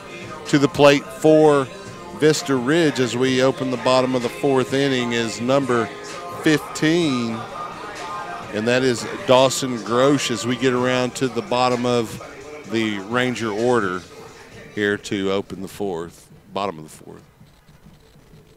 Montgomery delivers to Grosh. First pitch, strike. He's been very consistent in calling that breaking pitch a strike. The umpire has, that is. 0-1 delivery here from Montgomery to Grosh. That one grabs the inside corner, and it's 0-2 quickly. Montgomery, you know, not having a typical Mason Montgomery outing, but he's battling. He's still only given up 1 hit, but he's had a little control issue at times. Yeah, a little bit off, just an inch or two here, inch or two there. And Vista's done a really good job of holding off of those pitches that are just a little bit off the plate. Well, he got Grosh looking there right down the middle for a strikeout. But, yeah, you know, but they've taken advantage of the opportunities as they presented themselves, and they've done a good job of maintaining and trying to scratch across runs, and they've gotten a couple across. It's only 4-2. Again, Montgomery with a 1-hitter, but he's still having a little bit of, you know, for him, control issue. So that pitch low, ball, 1-0 is the count. Montgomery starts the windup. We're back to the top of the lineup, and that is number 1, Andrew Chapa, who finds himself in a 1-1 count with 1 out, no runners on. Chapa 0 for 3. He ground out and flew out his first 2 at-bats. It's a 1-2 after that delivery from Montgomery. That's that same pitch. That pitch, it starts so far to on the left side of the, well, I guess it depends on which way you're facing the plate. But to a left-handed batter, it's basically coming at his eyes and then dropping out. And right across the plate. Across the plate and outside. And to the right-handed hitter, it looks like it's going to be way outside. And then right at the last second, it breaks across the plate. 2-2 delivery. Chapa stays alive, fouls it off.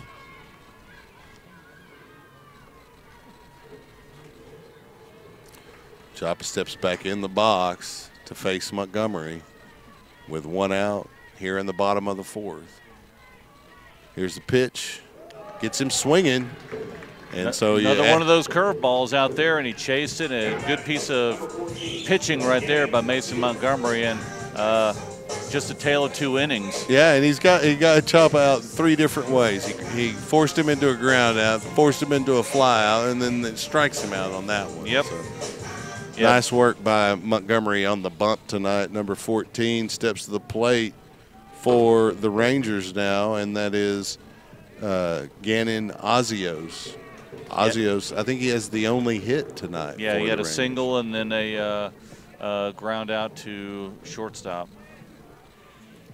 Finds himself down 0-1 here. Montgomery delivers that 0-1 pitch, and it's outside for a ball. Nice job by Maddox to stick that glove way out. Looked like a hockey goalie there. 1-1 delivery now from Montgomery. Ozios swinging hard but missing there. Count now 1-2. Montgomery trying to work through this inning here, trying to do it quickly. He got McGrath did a good job of that this last inning. 1-2 delivery from Montgomery. Got him. Got him swinging. Yeah, that was so far inside, and it, he didn't know what to do with it, but he went on ahead and took a swing. Gannon Ozios goes down swinging. We'll take a break. We're going into the 5th inning. You're listening to Chuck Kracy, Mark Sickles, and Rich Hensley on SHN Sports for Leander Lions Baseball. We'll be right back. Hey friends, Rob Hipp here, Director of Operations with SHN Sports. Need a friendly reminder of upcoming broadcasts? We have a simple solution. Join the SHN VIP list today. Stay up to date with upcoming broadcasts, events, and other exclusive content. Visit shnsports.com/VIP. That's shnsports.com/VIP.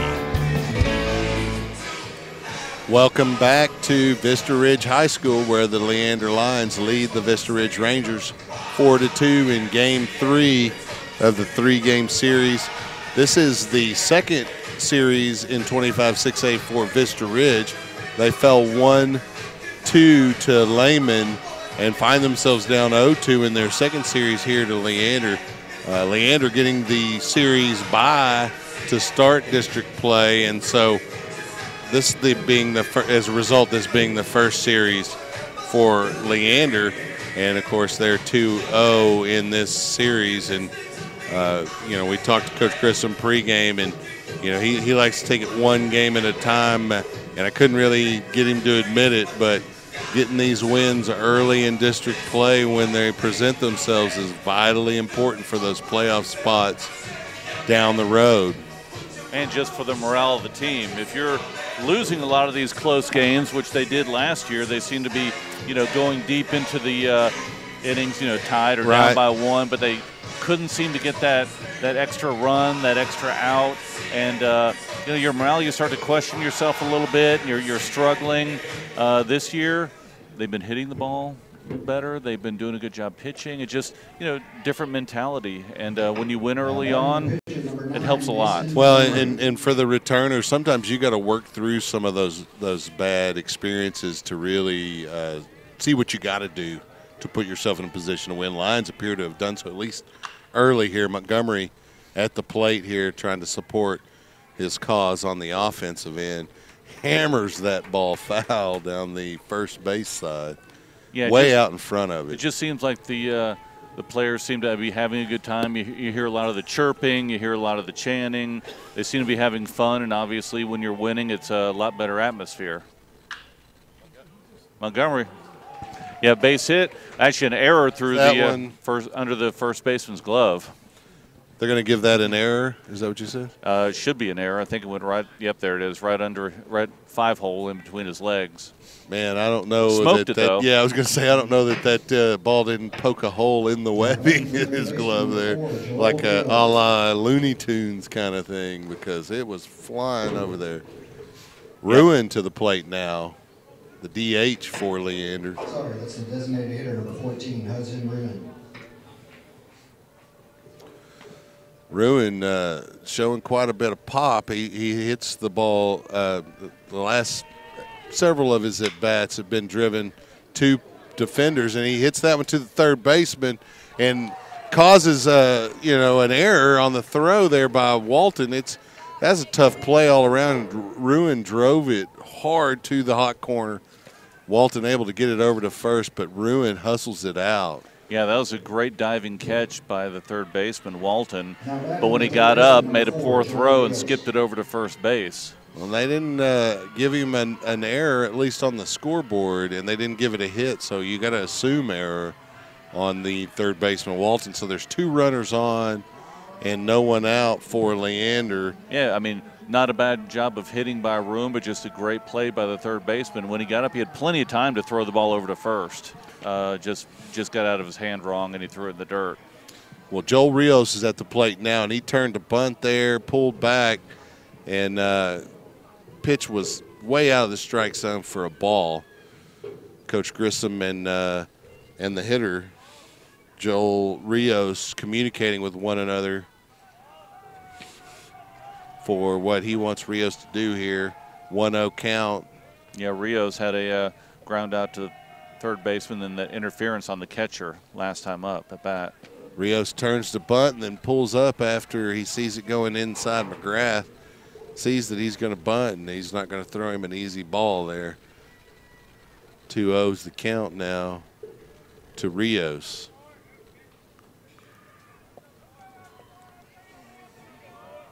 McGrath working very deliberately on the mound, waiting for the signal from Nevitt. Steps off the rubber. Yeah, right now as a batter, this is exactly what you want to see. He needs to throw something over the plate, and 2 runners on. You're looking for that one pitch to drive. Oh, he calls it Rios. Oh, it gets past him. Into the perfect Single. spot defensively. And, that is just a flat-out base hit with a bunt. Yep. No, that was a great call by Grissom right there. 2-0 count. He calls runners the bunt and laid down the bunt. Really hard bunt that gets past the pitcher, and the shortstop's going over to cover second base, and it just rolls out into. And just as you were dirt. saying, how as a hitter you want to drive this pitch, and that's what McGrath was thinking. They're going to try to drive this pitch I put over the plate, and Coach Grissom with the quick-witted call to put a bunt down, and Rios able to not only bunt it but put it in maybe the perfect place. Yep. So Hensley's coming up. He Bases flew out loaded. to center field and the single last at bat. Bases loaded, no outs for Alex Hensley. First pitch high and inside for a ball. Yeah, infield's playing back for the double play. They're willing to give up a run if they can get 2 out here. McGrath takes his time, delivers home. Hensley drives it back. Count even at 1 now. McGrath having a pretty decent outing for the Rangers. The Lions have battered him for 8 hits and 4 runs, but that's very opportunistic hitting for Leander. 1-1 count. McGrath winds up, delivers. Big breaking pitch catches Hensley looking there. Yeah, on the Count outside now, part of the play. 1-2. That was a good-looking pitch. Good-looking pitch. Very similar to what Montgomery throws, just coming from the right side instead of the left. And against a right-handed hitter, that's tough to hit. Although it seems like it'd be a little easier as a righty facing a righty than it would be a righty facing a lefty or a lefty facing a lefty in that situation. So 1-2 delivery for McGrath to Hensley. No outs here. It's in the dirt. Good job of laying off that pitch there with 2 strikes, and that was a relatively close pitch, a little bit low, but if you're a little bit anxious and, sitting there saying I have to protect this plate, right. You swing at that, that's strike 3. So good job by Hensley, and now we have a 2-2 count. So see if you can put something in play here. If he drives it on the ground, see if we can get a run in. They are playing it at the corners, though, but they're playing double play depth in the middle. There's the delivery. High see if we get a tag up. To shallow right center, fielded by Chapa. No one tags. Nope. Chapa came up ready to fire, and he gets it into the infield. And so Hensley with a fly out here to get the first out in the top of the 5th inning. Coming to the plate now for the Lions, number 6, Alex Young. Yeah, that was just high enough where the outfielder could get under that ball, get ready to throw it, and it wasn't deep enough where the runner from third could come in on that tag on the fly ball. So one of those in-betweeners, and the defense made the play. So 1 out now to Young. No count. McGrath gets the signal from Nevitt.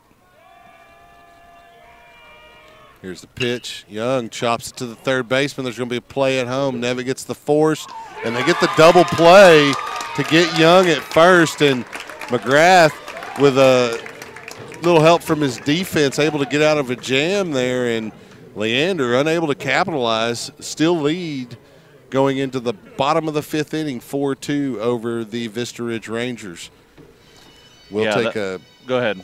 No, go ahead. No, that was a really good defensive play there by Vista Ridge coming up. Hit third baseman, catches the catcher, got out, popped out to the inside, threw it on the inside, got the double play. I mean, you like seeing plays like that. You don't like seeing them against your team, but no, that of course not. Well done play. But as someone who's coached and spent a little time trying to develop kids in the sport, that shows the importance of knowing situational baseball and what needs to be done. An inexperienced third baseman may grab that and say, oh, I'm not going to make the throw home in time, and I'm just going to get the runner at first, and they give up the run, and it still lines at the plate with 2 outs instead of alertly, as soon as the ball is hit, he knew where he was going with it, and he got it there to his catcher, and catcher quickly turned and knew where he was going to throw. Yep. So a bang Play by the Ranger defense, and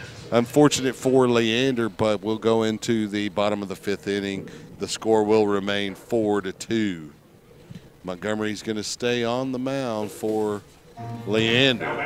Number 18, Brady Nevitt. And Nevitt, after being part of that excellent defensive play there last half inning, will find himself with an opportunity to try to produce offensively, which he's certainly capable of. He'll be followed by Jacob Wilson, the DH, and then Jake Towdy will follow him, the first baseman, and that's, of course, if there's no pinch hitters put in by Coach Bourgeois. Yeah, we had a pop-up and a walk. His first 2 plate appearances here for Nevitt. Montgomery delivers first pitch to Nevitt is low for a ball. Nevitt out and then back into the box, ready to swing. Montgomery working quickly, delivers home. Low for a ball. Nevitt's had a walk so far this game, at least one, right? Yeah, he had a fly out the first time and then a walk last at bat. 2-0 delivery. Gets him looking there. 2-1 count now. Yeah, that's been his go-to pitch tonight, that breaking ball that hits when the he inside needs part one, of the plate. And it's been there, too. 2-1 count now. Montgomery delivers home. Gets Nevitt swinging to run the count even at 2. Yeah, drop that one over the outside part of the plate rather than driving it in on the right-hander. Yeah, Nevitt didn't know what to do with that one. He just tried to swing for the fence. 2-2 delivery here from Montgomery. Nevitt stays alive by getting a piece of it.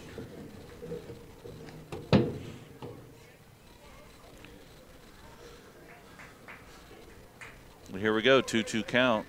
Yeah, I think. See if he brings the heat here.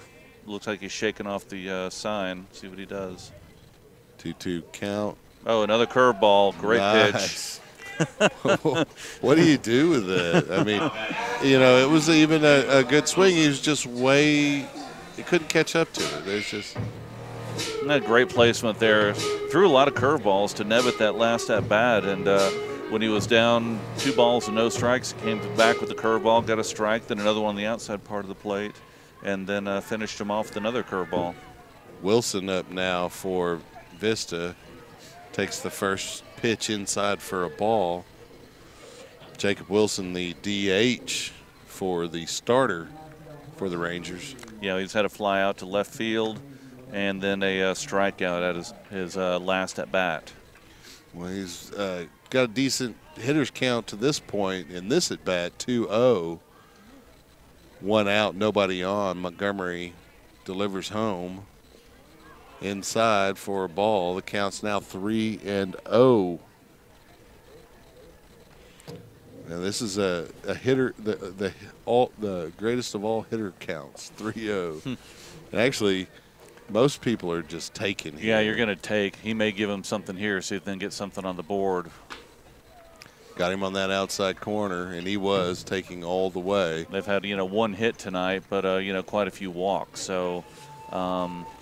If coach feels that, hey, I can maybe get a double here, give him a shot. Another pitch. So that's a 3-2 count. Want to give a shout out. Looks like Snoop Daniels down here getting some footage of tonight's ball game. He's of course of Fans Stand ATX. Now batting, number 22, Jake. So that's a walk there for Wilson, and Towdy will come up to the plate with 1 out and a runner on first to face Mason Montgomery. What has Towdy done tonight at the plate? Strikeout, and he was hit by a pitch. Yeah, looks like we've got a little action in the Lions bullpen. Looks like Kellum or someone over there may be warming up. Doesn't mean he may be coming in, but at least getting a little action over there. Well, it's a little chilly. You need to be somewhat warmed up if you may get the call. And it is a lefty. Probably is Kellum. 0-1 count now to Towdy after that first delivery for a strike. Second pitch outside for a ball. And so 1-1 is your count to Towdy. Not to jinx it or anything, but here we are. Bottom of the 5th inning, just a couple innings to go. If the Lions can get through this and those next 2 with the victory, then, it's incumbent upon us to pick a player of the game. Definitely. And so, first 2 players of the game for district wins were pitchers. And although Montgomery's having a pretty darn good outing, maybe not his best work. And so, maybe we look at the offensive side of the plate. Yeah, have to keep that in mind as this game or goes defensively. on. Yeah, you never know. Someone may make an outstanding play here. It'd be the difference. 2-2 pitch outside to run the count full to Towdy. So Montgomery with 1 out, a runner on first. Looking at Jacob Towdy, first baseman, number 5 hitter in the Rangers lineup. Here's the pitch from Montgomery. Another high pitch. High pitch, and he's going to put Towdy on. So with 1 out. Yeah, Montgomery walked off the mound, is walking towards third base right now. He's a little frustrated with his control right there in the past couple pitches, and Coach Grissom coming out to the mound. When you condition your body to perform at such a high level, you know what you can do, and when you're starting to lose gas or the ability to place pitches. And in addition to that, Mason Montgomery has been around Coach Grissom long enough to know when Coach Grissom gets a certain look at his eye, that it may be time to come out. And so after that last pitch, when he saw that he walked him, he knew that it was time. And his pitch count has been, I don't know what it is, but it's probably up there, getting close because of, a lot of these counts have been getting deep in the count to the batters, and especially that 1 inning where we had, the 4 walks and the pass ball. So his pitch count was getting up there, and he was, losing a little bit of his control. So probably the right move here. They're up 4-2, but still they only had one hit off of him. Well, you know, Mason went 5 2/3 in his prior start against Vista. This is 5 1/3. So Kellum, for the second time this series, is looking at more than a 3-out relief appearance.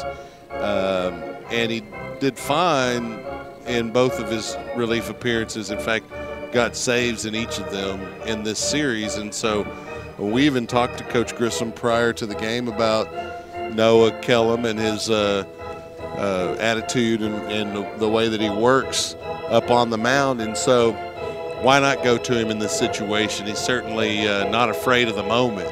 No, he's done a really good job, and that's been his role so far right now in district play, especially this past week. We've had great starting pitching going deep into the game, and if you can bring Kellum in to finish it off, my gosh, well, that's a great option. So how many strikeouts did Montgomery finish with? I'll have to go through here and let's see what he had here.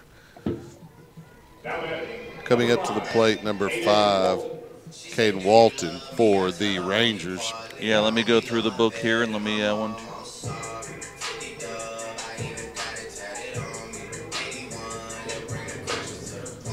Probably a lower number for him, but although there were plenty of strikeouts. I have 7 by my count. It could be off, but yeah, about 7 strikeouts and 1 hit. Well, we'll check the official stats and get those to you at some point. Kellum, first delivery right to the third baseman, is able to make the tag, turns, and does not get the runner going into third. So nice job by Rios there at third base to make to field the ball and get the lead runner. The lead runner tried to dodge, and it looks like he kind of got caught in one of those spots that you don't want to get caught on, and so he's having a little bit of trouble getting off the field quickly, and no one's rushing him at this point. So 2 outs coming to the plate now for the Rangers. We have number 3, Brad Mikan. Yeah, 1 pitch, 1 out. We'll take that. Heck yeah, nice work by Kellum. That's the way to keep your pitch count down. And goes to what we said earlier about relying on your defense. Throw strikes, let your defense work. Kellum's first delivery to Walton, outside corner for a strike. Great job coming in and showing his command out there, getting a strike for an out, then another strike to the batter. So the batter's got to be thinking, hey, this guy's going to be throwing strikes. I better be on my A game, see if I can get something out here on the bat. Kellum not afraid to step off the rubber and force runners back. But, Kellum comes in, slams the door. It might be another pitcher, this player of the game. We'll see. 0-1 delivery. Grabs the outside corner, so just like that, Noah Kellum works up to a 2-0 count. The funny thing is we mentioned it. His name's Noah Kellum. Well, the second base umpire's name is Noah Keller. And it's funny, they just spent a couple of seconds when he was warming up. Nice pitch, there it is. And just like that, he slams the door there in the 5th. Great job by Kellum. But what I was saying is the umpire, Noah Keller, and the pitcher, Noah Kellum, had a moment where they talked to one another, and I'm very curious as to, did they say, hey, nice name? This is very close. But as we talked about with Coach Grissom prior to the game, Noah Kellum continuing the torrid performance on the mound in relief for Leander. Here in district play, he's got 2 saves, trying to work on a 3rd.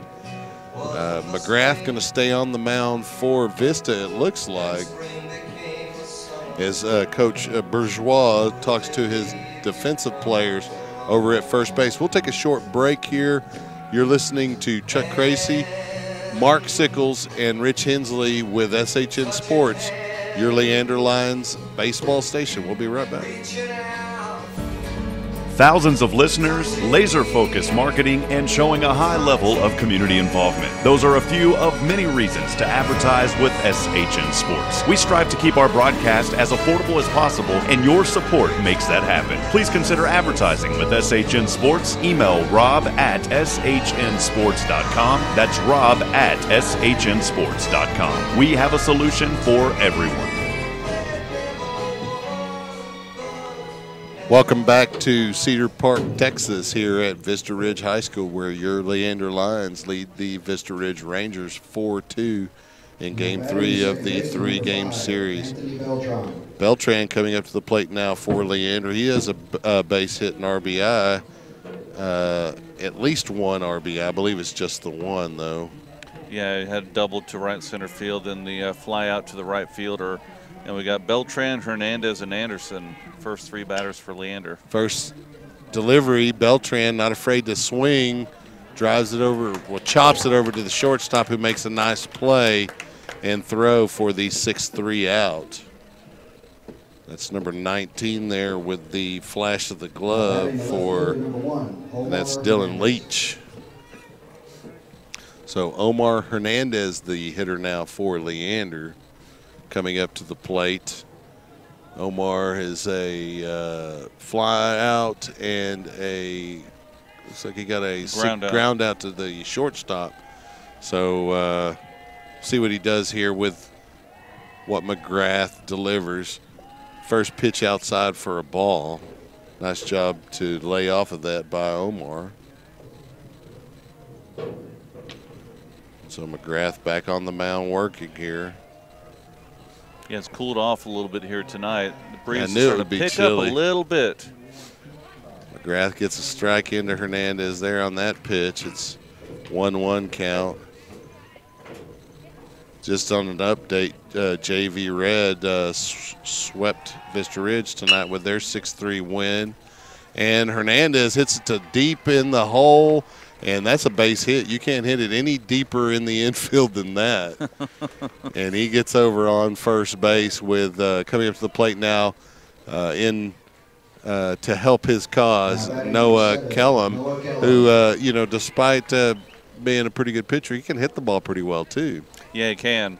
Batting again from the left side. So looks like a lot of left-handed hitters here for Leander this year, but that last hit by Omar Hernandez was in the gap. Nice hard hit. Shortstop tried to go over and make a play. Got there, bobbled it a little bit, but he had really no chance to pick up the ball and throw it across the diamond to get Omar running. So clearly a hit. Yeah, it was a nice hustle down the line and just great placement. So McGrath ready to deliver to Kellum. There's the first pitch. Kellum takes it. It's high for a ball.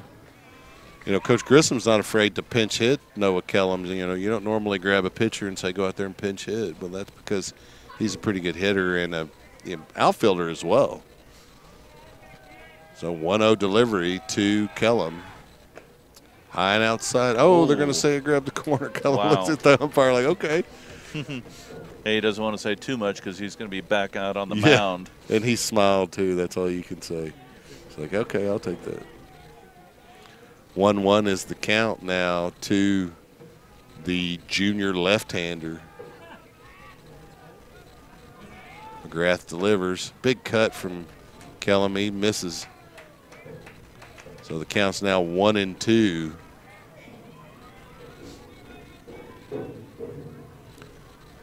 Hernandez over at first, not taking too big of a lead. Would be nice to pad the 4-2 lead if you're the Lions. Yeah, we haven't seen a lot of throws over from McGrath over to first. So, by my there's one. As soon as right you as I say it, it, there it is. Yeah. Which means that they may not getting a big enough lead that they need to make them think about you a little bit more. Or McGrath is listening to his earbuds to our broadcast. One That's of the true. two.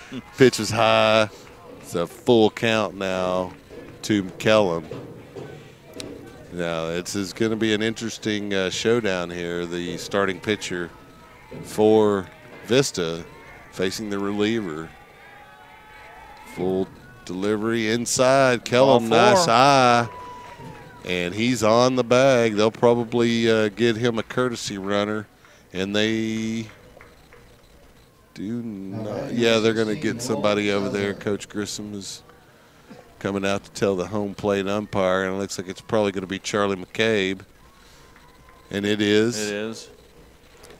You can tell by obviously number 10, but also the stirrups that he wears going old school. The socks. I'm a big fan of the old school stirrups. And he's got he's fast on the base paths, but when he's jogging, he's got a particular style of running. So looks like we're going to have a short break here as they bring in a reliever for McGrath, and we'll take a break with them. We'll be right back.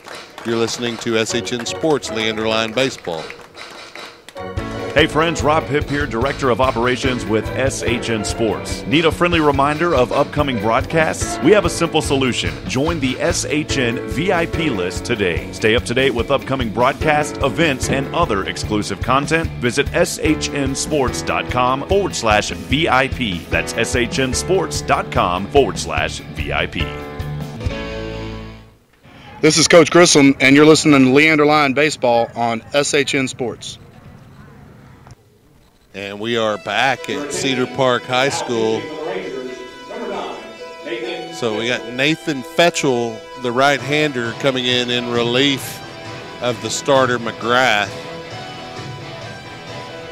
So as the Lions did in their last half inning, the Rangers call on the bullpen to come in and try to close out a pretty good performance from their starter.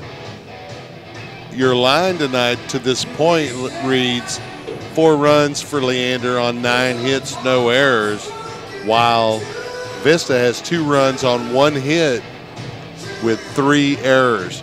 Now the Lions, while they didn't have many fielding errors, Mason Montgomery might have had more walks than we're accustomed to him having. He to the point of 4 in a row at one point and giving the Rangers one of their 2 runs, and then while the runner on third in that same half inning, wild pitch gets by Maddox and a second run scored. And it actually gave Vista a 2-1 lead at that point, but the Lions in the next half inning able to battle back and take the lead and extend it to 4-2. Yeah, that's a great feeling as a team. I mean, that second inning that you were just talking about with Montgomery started off with a strikeout and then, 4 straight walks, which isn't normal for him. Then he had a fly out and a ground out. But right back after that, Leander comes back and gets, 3 runs.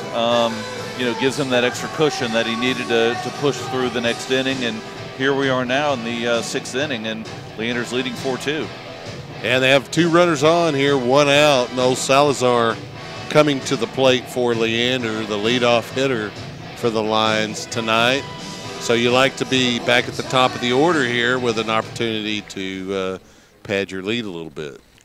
Yeah, Noel so far is 1 for 3. Had a single and then the bunt, throw out, and then the ground out last time, 6-3. So he's been putting the bat on the ball.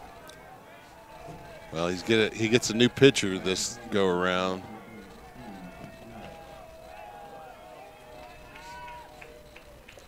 And so Fetchel to face Salazar here with 1 out.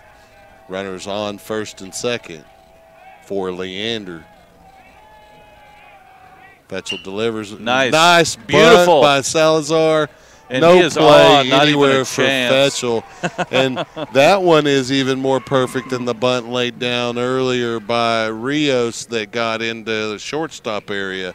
It's just, that's the second bunt that I've seen from Salazar this year that couldn't have been placed in a better spot. And the pitcher ran over to get it, and by the time he got it, it was just perfectly between home and third base, where by the time he picked it up, he was a foot from the line. Runner's already at third, and Noel's almost at first base. And so that's his second hit of the night. And he didn't show bunt up until the pitch came. So great work by Salazar at the plate. Fly ball. Montgomery drives it high and deep. Well, not that deep, actually. High and shallow, I should say, to left field for an out.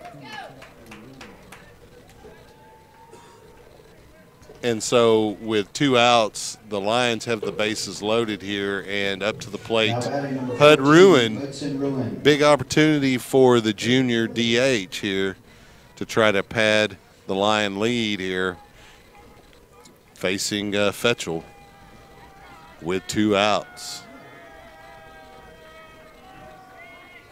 Fetchel steps off the mound after Ruin said, "You're taking too long," stepped out of the box. So here we go again, another showdown between. Yeah, Ruin 1 for 3 so far tonight, a strikeout, single, then an error on the third baseman. First delivery from Fetchel in the dirt. Ruin wisely lays off the pitch. It's 1-0 now. Yeah, if there's anyone you really want up right now, it's Ruin. He's been just hitting the ball really hard all season long, so yeah, great opportunity. Waiting for it to get over that fence. It's been real close to leveling it off.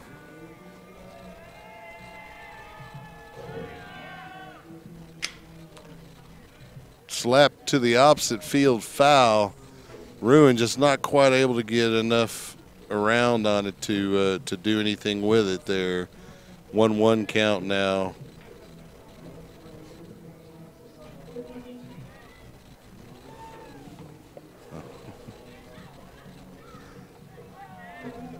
So 1-1 delivery here with 2 outs from Fetchel to Ruin. Oh, Ruin big inside. cut, so the count's now 1-2. Ruin a little upset with himself even. Yeah, inside high pitch, and the ball looked really big to him, but got there quicker than he thought and wasn't able to turn on it quick enough to drive it to the left side of the infield. So kind of a pitcher's count here for Fetchel to Ruin, and he gets him on the outside pitch, and Nevitt able to keep that pitch from being in the dirt. And Ruin even thought there's no way he's going to catch that. Yeah, He's that so was far outside, but he did. Big breaking pitch right there, and ended up probably about 6 to 8 inches outside the plate. And Ruin tried to go after it and couldn't catch it. And yeah, he was a little surprised that the catcher was able to get far enough outside to stop that third strike. So we'll get bottom of the 6th inning here. Kellum going to come back on the mound. We're going to take a break. Mark, you may have to bring back everybody as we come back from break, but I'll be right back. Lions will be right back. It's 4-2. Leander on top. We'll be right back. Hey friends, Rob Hipp here, Director of Operations with SHN Sports. Need a friendly reminder of upcoming broadcasts? We have a simple solution. Join the SHN VIP list today. Stay up to date with upcoming broadcasts, events, and other exclusive content. Visit shnsports.com/VIP. That's shnsports.com/VIP. Well, we are back here at Vista Ridge High School. Vista Ridge Rangers against the Leander Lions, and the Lions are leading 4-2 right now. Looking at the box score, 4 runs, 10 hits, 0, and 2 runs and 1 hit for Vista Ridge. So now coming up to bat, number 19, Dustin Lynch. Noah Kellum's on the mound. He was able to get out of that last inning unscathed, so he'll step in here. Left-handed pitcher with the right-handed batter, Dylan Leach. First pitch outside high.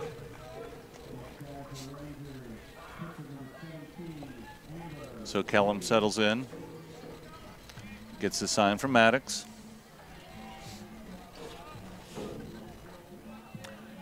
A little bit off speed, but low, so that'll be ball 2. 2-0 count to Dylan Leach, who had a walk in the 2nd inning and then a fly out to shortstop in the 3rd inning. And there's a pitch over for a strike for Kellum. 1-2 count.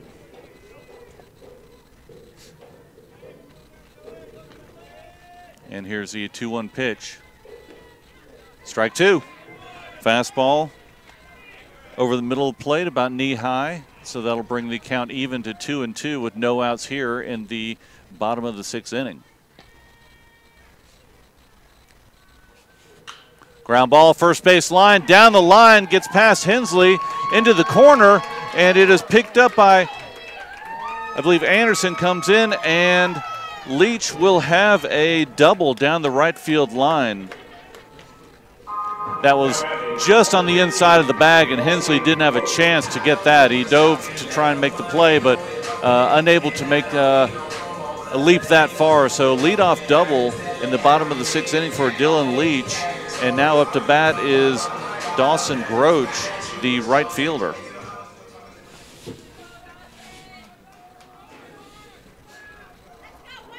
Kellum gets a sign.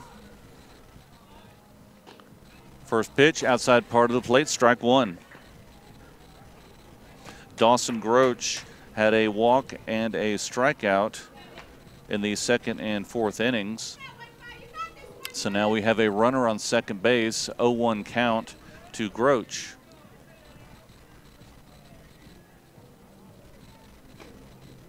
Strike two. Good looking pitch from Kellum. A little bit off speed, but it caught the inside part of the plate. So now we have a runner on second. 0-2 count to Dawson Groach. Kellum gets a sign, looks back at the runner,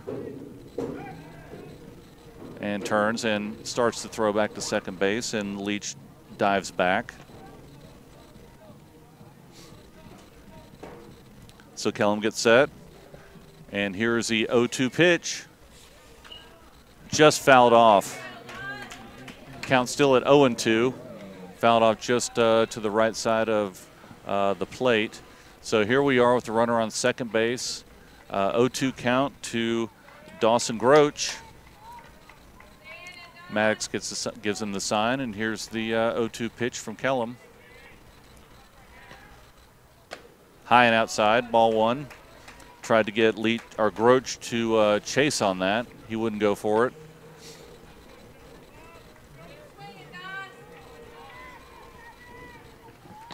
Here's a 1-2 pitch from Kellum. Foul ball, right side, staying alive. That was been a tough pitch to lay off, and he was barely stayed alive with that. Yeah, Kellum's had good control around the plate so far tonight. So with the 1-2 count, runner on second base, bottom of the 6th inning, down 4-2. Here's the pitch from Kellum. Fouled off on the third base side, goes towards the Leander dugout. So he's just getting enough to stay alive here, see if Kellum will bring something different here, try and fool him here with the 1-2 count.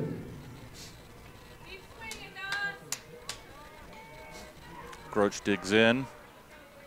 Kellum gets a sign. Maddox slips a little to the outside, and there's a pitch just fouled off. That was a good job by the hitter, Groach, to stay alive there. Because it looks like there may be an interference, maybe a catcher's interference. Looked like it sounded a little bit different when he took the swing. See what he does didn't here. really look back, and so they're going to discuss it. Yep, they are going to give him the thing. Maddox is not happy. Yeah, it looked a little funny when he that sound that you hear when it hits the leather instead of the metal on the bat. But yeah, Coach just a little bit Grissom's going different. to come out and get an explanation here.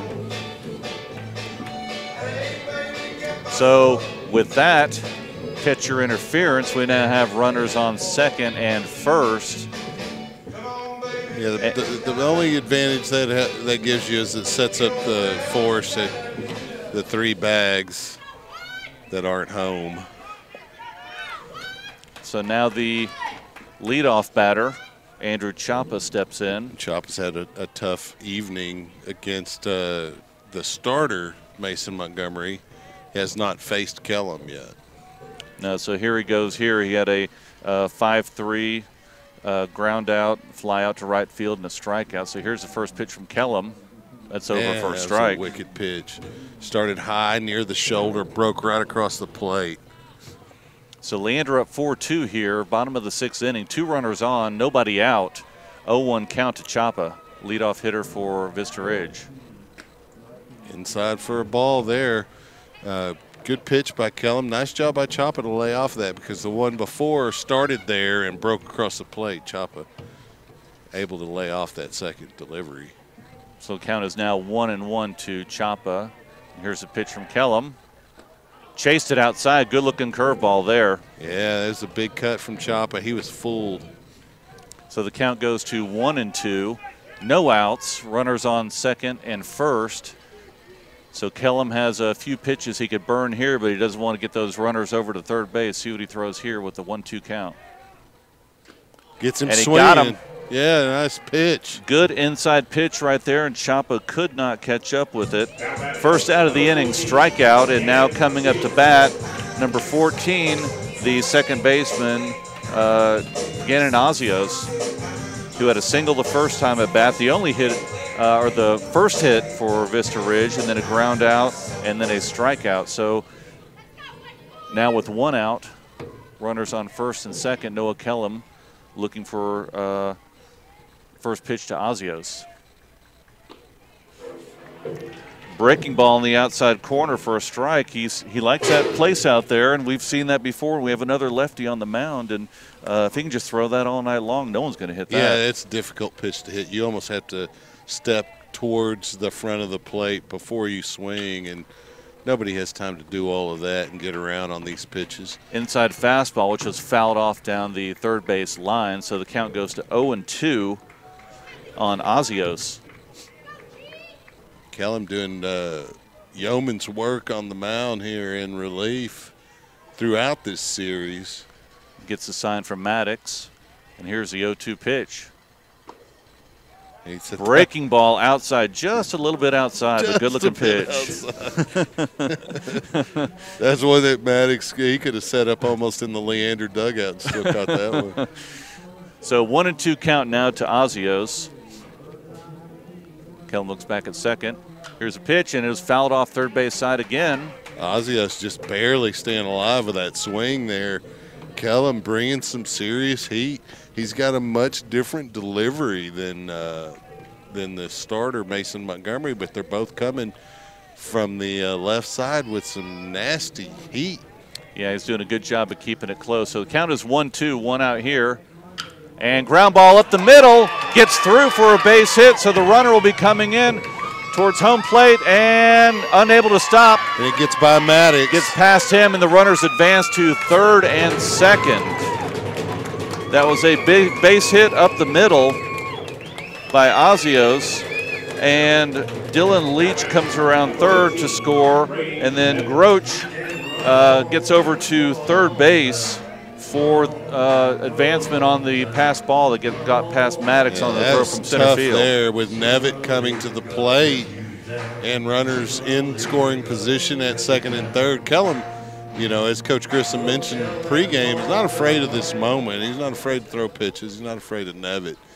And so Coach Grissom coming out, they're going to walk Nevitt.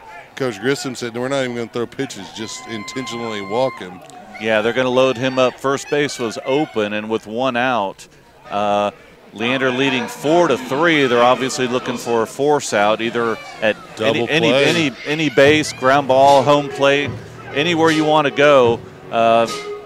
Easier defensive play than to try and make that play at first base. So you walk the 3-hitter in the lineup to face the cleanup hitter, who's a much smaller statured player, Jacob Wilson. Yeah, number 2, the designated hitter for tonight. Here's the first pitch from Kellum. Low and inside for a ball. So Kellum can't afford to walk anybody here. It's a tight game now, 4-3 lead for Leander here in the bottom of the 6th inning. Kellum gets a sign from Maddox.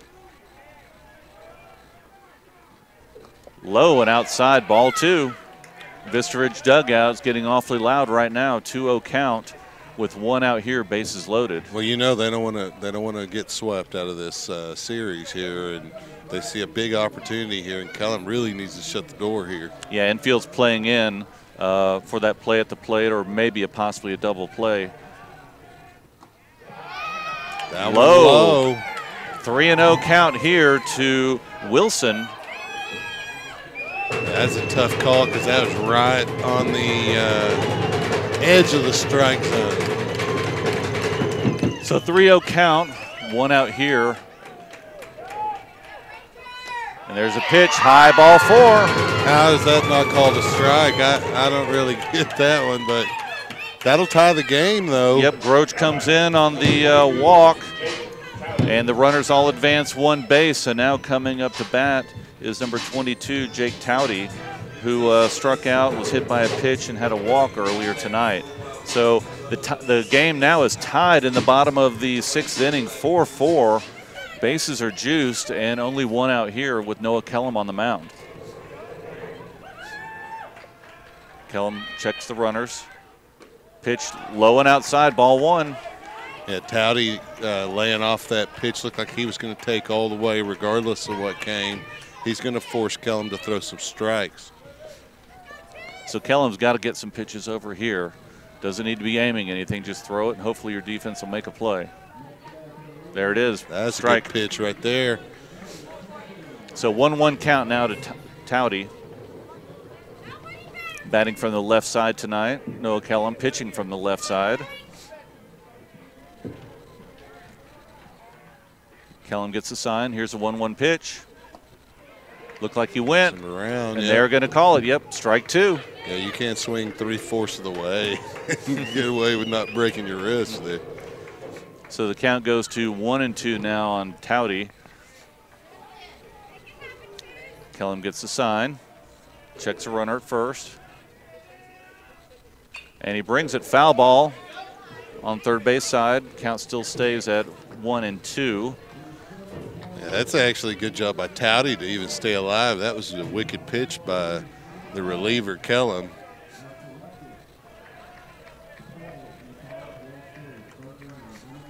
Towdy. So Towdy digs in. Kellum gets a sign from Maddox. And here's the 1-2 pitch. Ground ball hard to the right side, gets past the second baseman for a base hit, and they're coming in, they're bringing the runner in for home, and 2 runs will score. Yeah, that's a tough break. Beltran had an opportunity, but he just couldn't quite get the glove on it. It really wasn't an error, it was just a nice hit. Yeah, the infielders were playing in, and it was a hard hit ball and just didn't have enough room to get over and catch that ball on the line drive. He made a dive for it. So now Leander is now trailing 6-4. 4-6. Yeah, giving up 4 runs this inning.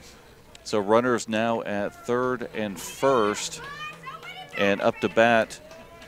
Caden Walton. Number 5, Caden Walton, who had 2 walks and a ground out to the third baseman. First pitch is a strike. It's again, nice work by the Vista hitters there at the plate. They, it's not bad pitches coming from Kellum. They were just able to patiently wait for their pitch, put it in play. Checks over the runner at first, brings pitch home, and ground ball high just behind Maddox. Foul ball. Couldn't tell if it was in front of the plate or behind the plate, so it popped over behind him. The only thing that I could use to judge that was the fact that Maddox was looking backwards. But sometimes a catcher just doesn't know where it went. A strikeout here would be really, really what the doctor ordered. Yep, 0-2 count here. Runners at first and third.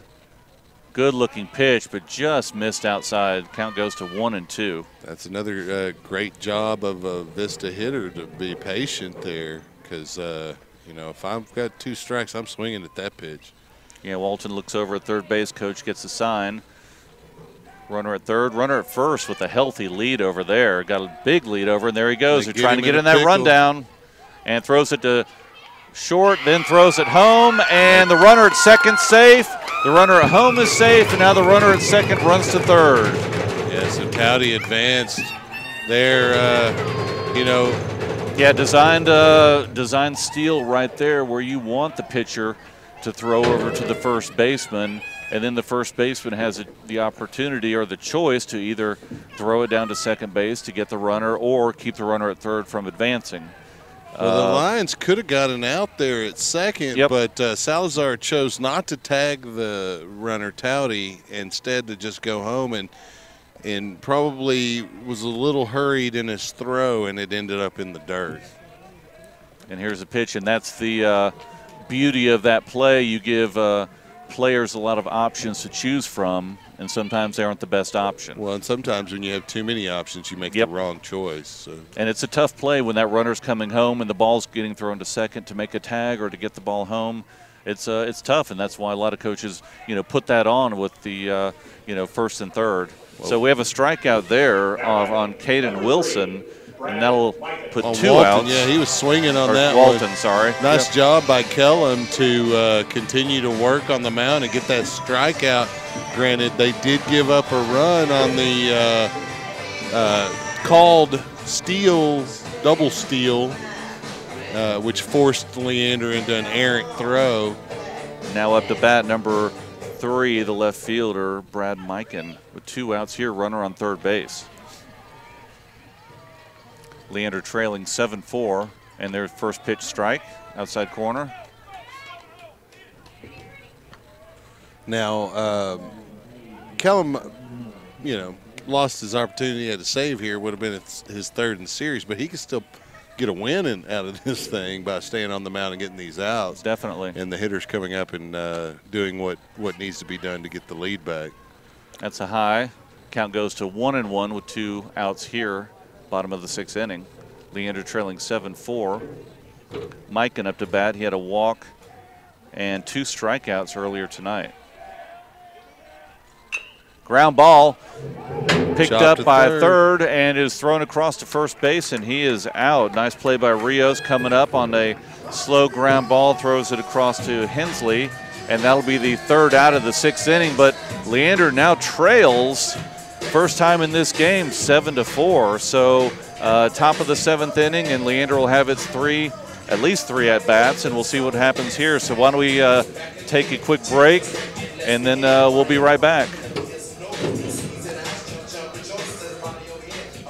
Thousands of listeners, laser-focused marketing, and showing a high level of community involvement. Those are a few of many reasons to advertise with SHN Sports. We strive to keep our broadcast as affordable as possible, and your support makes that happen. Please consider advertising with SHN Sports. Email rob@shnsports.com. That's rob@shnsports.com. We have a solution for everyone. Welcome back to Vista Ridge High School here in Cedar Park, Texas, where Leander just gave up a 4-2 lead? I believe it was 4-2, and now it's 7-4 Vista. On the mound for Vista Ridge now in relief, Andrew Chapa. He'd been playing center field, pretty good all-around baseball player for the Rangers. Going to try to come in and see if he can get a save here. Leander coming to the plate with number 4, I believe, is going to be the first hitter, Joel Rios. He'll be followed by Alex Hensley and then maybe Alex Young, depending on Coach Grissom and whether or not he's going to sub in some hitters. Yeah, we definitely got to get some base runners on, and otherwise it's ball game. Yeah, it could end very quickly here. The Lions led for the most of this ball game. Vista had an early lead, and the Lions were able to wrestle it right back, and then kept it up until this last half inning. And then the Rangers, again, this is a rivalry matchup, and you don't want to get swept at all by your rival. And Vista doing everything they can to prevent Leander from getting that sweep. And so the Lions really with an opportunity here to try to do what Vista's trying to prevent them from doing. Yeah, let's see if Rios can get on base here. First pitch low and inside, hard fastball at the knees for a strike. Yeah, that was a good pitch by Chapa, and he's wearing the, as most of the Vista players are, the high socks. Yeah, that seems to be coming back in style, and I don't mind it. I grew up with that look. Yeah, that was one of the coolest things about, not, as far as uniforms went, back in the Little League days of yore, we're the stirrups. So you got that extra pair of sock things that, can I wear this to church, Mom? So So here we go. Rios stepping into the box. 0-1 count. Top of the 7th inning. No outs. Need to get a base runner on here for Leander to have a chance. Trailing by 3 in this last inning here. And there's a drive to left center field. See if it carries over the left fielder. That's a double. And it does. It is going out there. Fielded by the center fielder. He is thrown in, but Rios in with a timely double here to lead off the top of the 7th inning. I would have called it a stand-up double, but he chose to slide anyway, even though the throw was nowhere near. Get the pants dirty. Well, Rios is he's all over the place, and great job by the Lions. They're not going to quit. The Lions, even last year during a tough season, not a team to lay down. No, so Alex Hensley now steps in. 1 for 3 so far tonight. Rios with the decent lead at second base. Hensley actually steps out, taking a little too much time. Let's see what we have here. Coach is. Looks like he's getting a pinch runner over for Rios. It's going to be number 13. I believe that's Gallagher. Let's see on my roster. It is Ryan Gallagher, the pitcher in Game 2 of this series, getting the win. So here we are, top of the 7th inning. This will be it for Leander, but a great leadoff double to start it off. And now the umpire's giving him, checking to see which ball he wants. But yeah, so let's see what Hensley can do right here. Number 24, first baseman. Been hitting the ball hard the past couple games, so let's see if he can get another hit here, see if he can drive in a run. Obviously, we need base runners, but if he has something to drive, he's definitely going to take that shot. And you can hear the Leander dugout. Strong.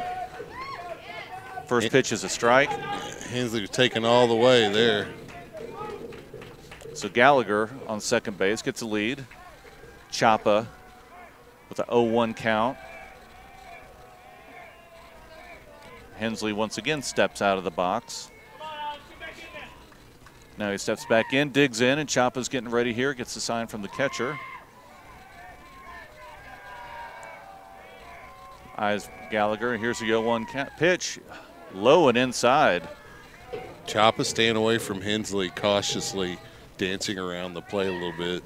Yeah, another inch or two, and that would have been at the screen, and we would have had a runner at third base. So Hensley, eyeing for that pitch that he wants right now. 1-1 count. Top of the 7th inning. Chapa steps off the mound. Now he gets back on. Seem to be having a game here of who can step out as many times as they can.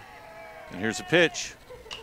And a fly ball short to the third baseman, and it is a pop-up, and he got third baseman catches it about 10 feet behind the bag, and that will be the first out of the 7th inning. Yeah, he just got a little bit too much underneath that pitch. He tried to carry it, but had he leveled it off a little bit, that probably would have been a base hit over to left field, but unable to level it off and goes down. So now stepping into the box, number 6, center fielder Alex Young, who had a single earlier in this game. Had a pretty good night.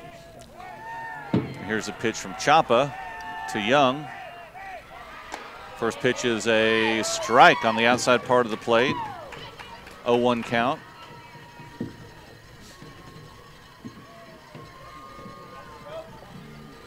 Gallagher getting a lead at second base. Chapa gets a sign. Swing and a miss on a fastball outside. Big cut from Young, but couldn't catch up to it. That was a good pitch by Chapa, about an inch or two off the plate, and Young tried to drive that to the right side of the infield, but unable to do it. So the count goes to 0-2 with one out here in the top of the 7th inning. Leander trailing 7-4, runner on second base. Inside fastball, strike 3, he calls him. Nice work by Chapa on the mound there for the Rangers here in relief, and Lions down to their last out. Coming to the plate, number 15 for Leander. That is Jake Ellis. Yeah, Jake Ellis is now going to pinch hit for Omar Hernandez. Jake's got a pretty good stick. Plays a little first base, split some time with Hensley over there defensively. So here we are, top of the 7th inning, 2 outs. Leander's down 7-4 with a runner on second base. So Ellis is hopefully going to do his job of getting on base or getting a hit. Let's extend this inning, see if we can put another run on the board to keep this close and maybe take the lead. So Chapa gets the sign. Ellis digs in on the right side of the plate. First pitch, low, ball 1. Good catcher Ellis. looks back, wondering why that wasn't a called strike, but it looked low to me. 1-0 count to Ellis.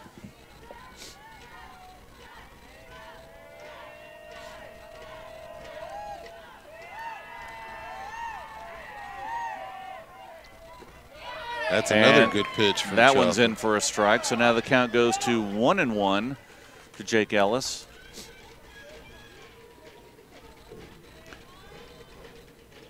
So Chapa getting the sign from the catcher. Ellis digging in. Big cut from Ellis. Just Foul ball, catch up strike to it. 2. So now the count goes to 1-2. 2 outs here in the 7th inning. Leander trailing by 3. It's down to their last strike here to try to come back. Yep, Ellis has got to do something to protect here. Chapa has some options. Even if the ball gets away, he's still got a couple runs. Here's a pitch, high. Try to get him to chase a high fastball there, see if he'd go up and chase that one, but he doesn't. So the count goes to 2 balls and 2 strikes. 2 outs here in the 7th inning. Leander trailing by 3. And here is the 2-2 pitch. Curveball, a little bit high, so the count goes full. Yeah, the peanut gallery 3-2, wanted yeah. that to be a strike. Yeah, we've seen that called a strike before, but obviously Ellis had a good eye on that pitch, and it wasn't a strike. So now we have a full count. Gallagher on second base. Don't know if he'll be running, won't need to here. No force. So 3-2 count to Ellis, and here's the pitch. Strike 3, swinging, strike 3, goes down. So Leander, once leading in the game,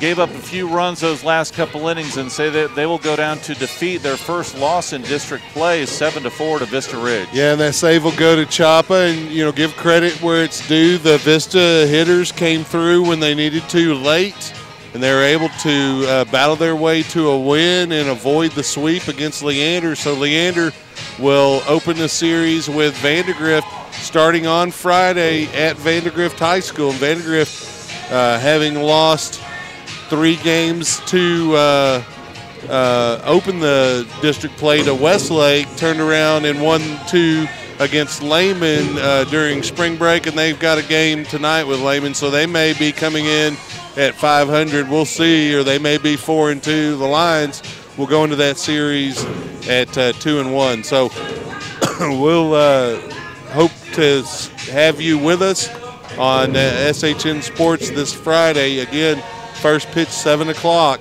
Thank you for listening to Leander Lions Baseball. I'm Chuck Kracy for Mark Sickles and Rich Hensley. We'll see you on Friday.